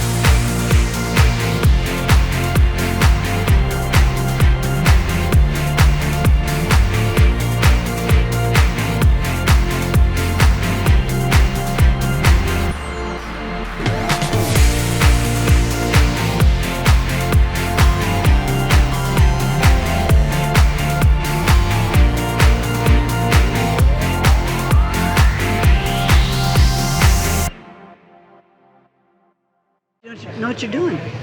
We try to look as though we know what we're doing. The 100-mile, you can tell it starts to get a little bit more difficult because it's 5 hours, 14 minutes at 19. She just walked right through that. All right, Mike, so basically you just pop off the front.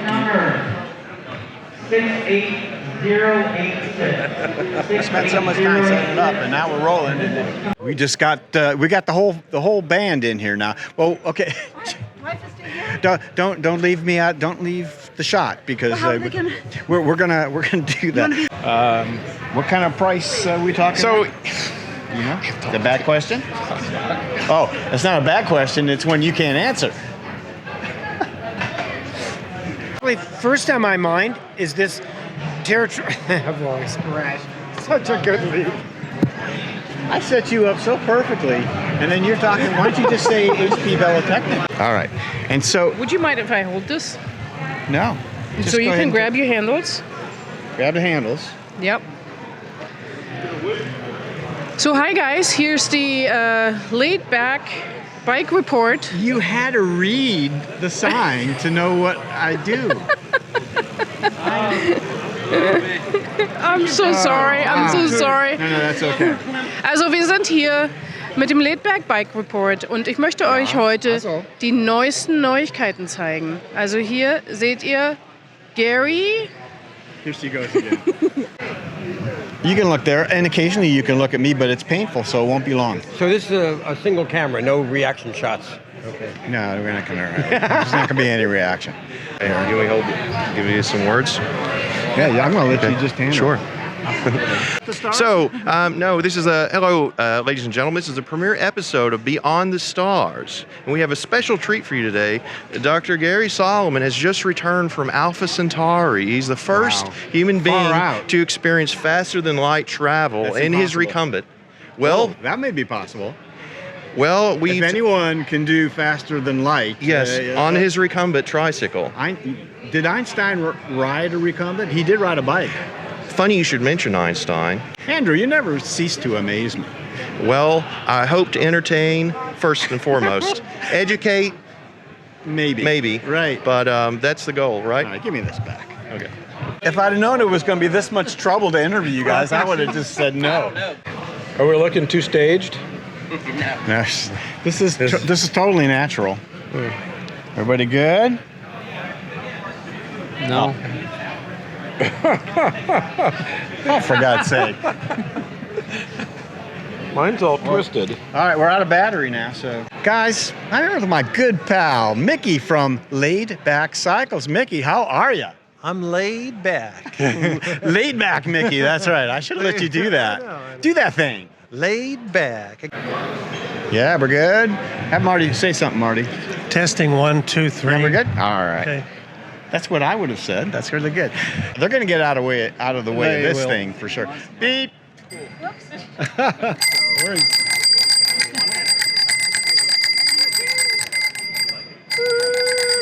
And once again, the reverse. And the reverse. Do I do that too? It doesn't matter if I do it, does it? Because I can switch you on and off from here. Yeah, don't tell my wife, because this is exactly what she'd want. We are here with Chris from Cycle Different. Hi, Chris. Hi, nice to see you, Gary. It's great to see you here at CycleCon. So what? Bike Different. Let's retake, okay? He got to see the sign when my back is to it. How many takes do we get? As many as you like. I mean, one.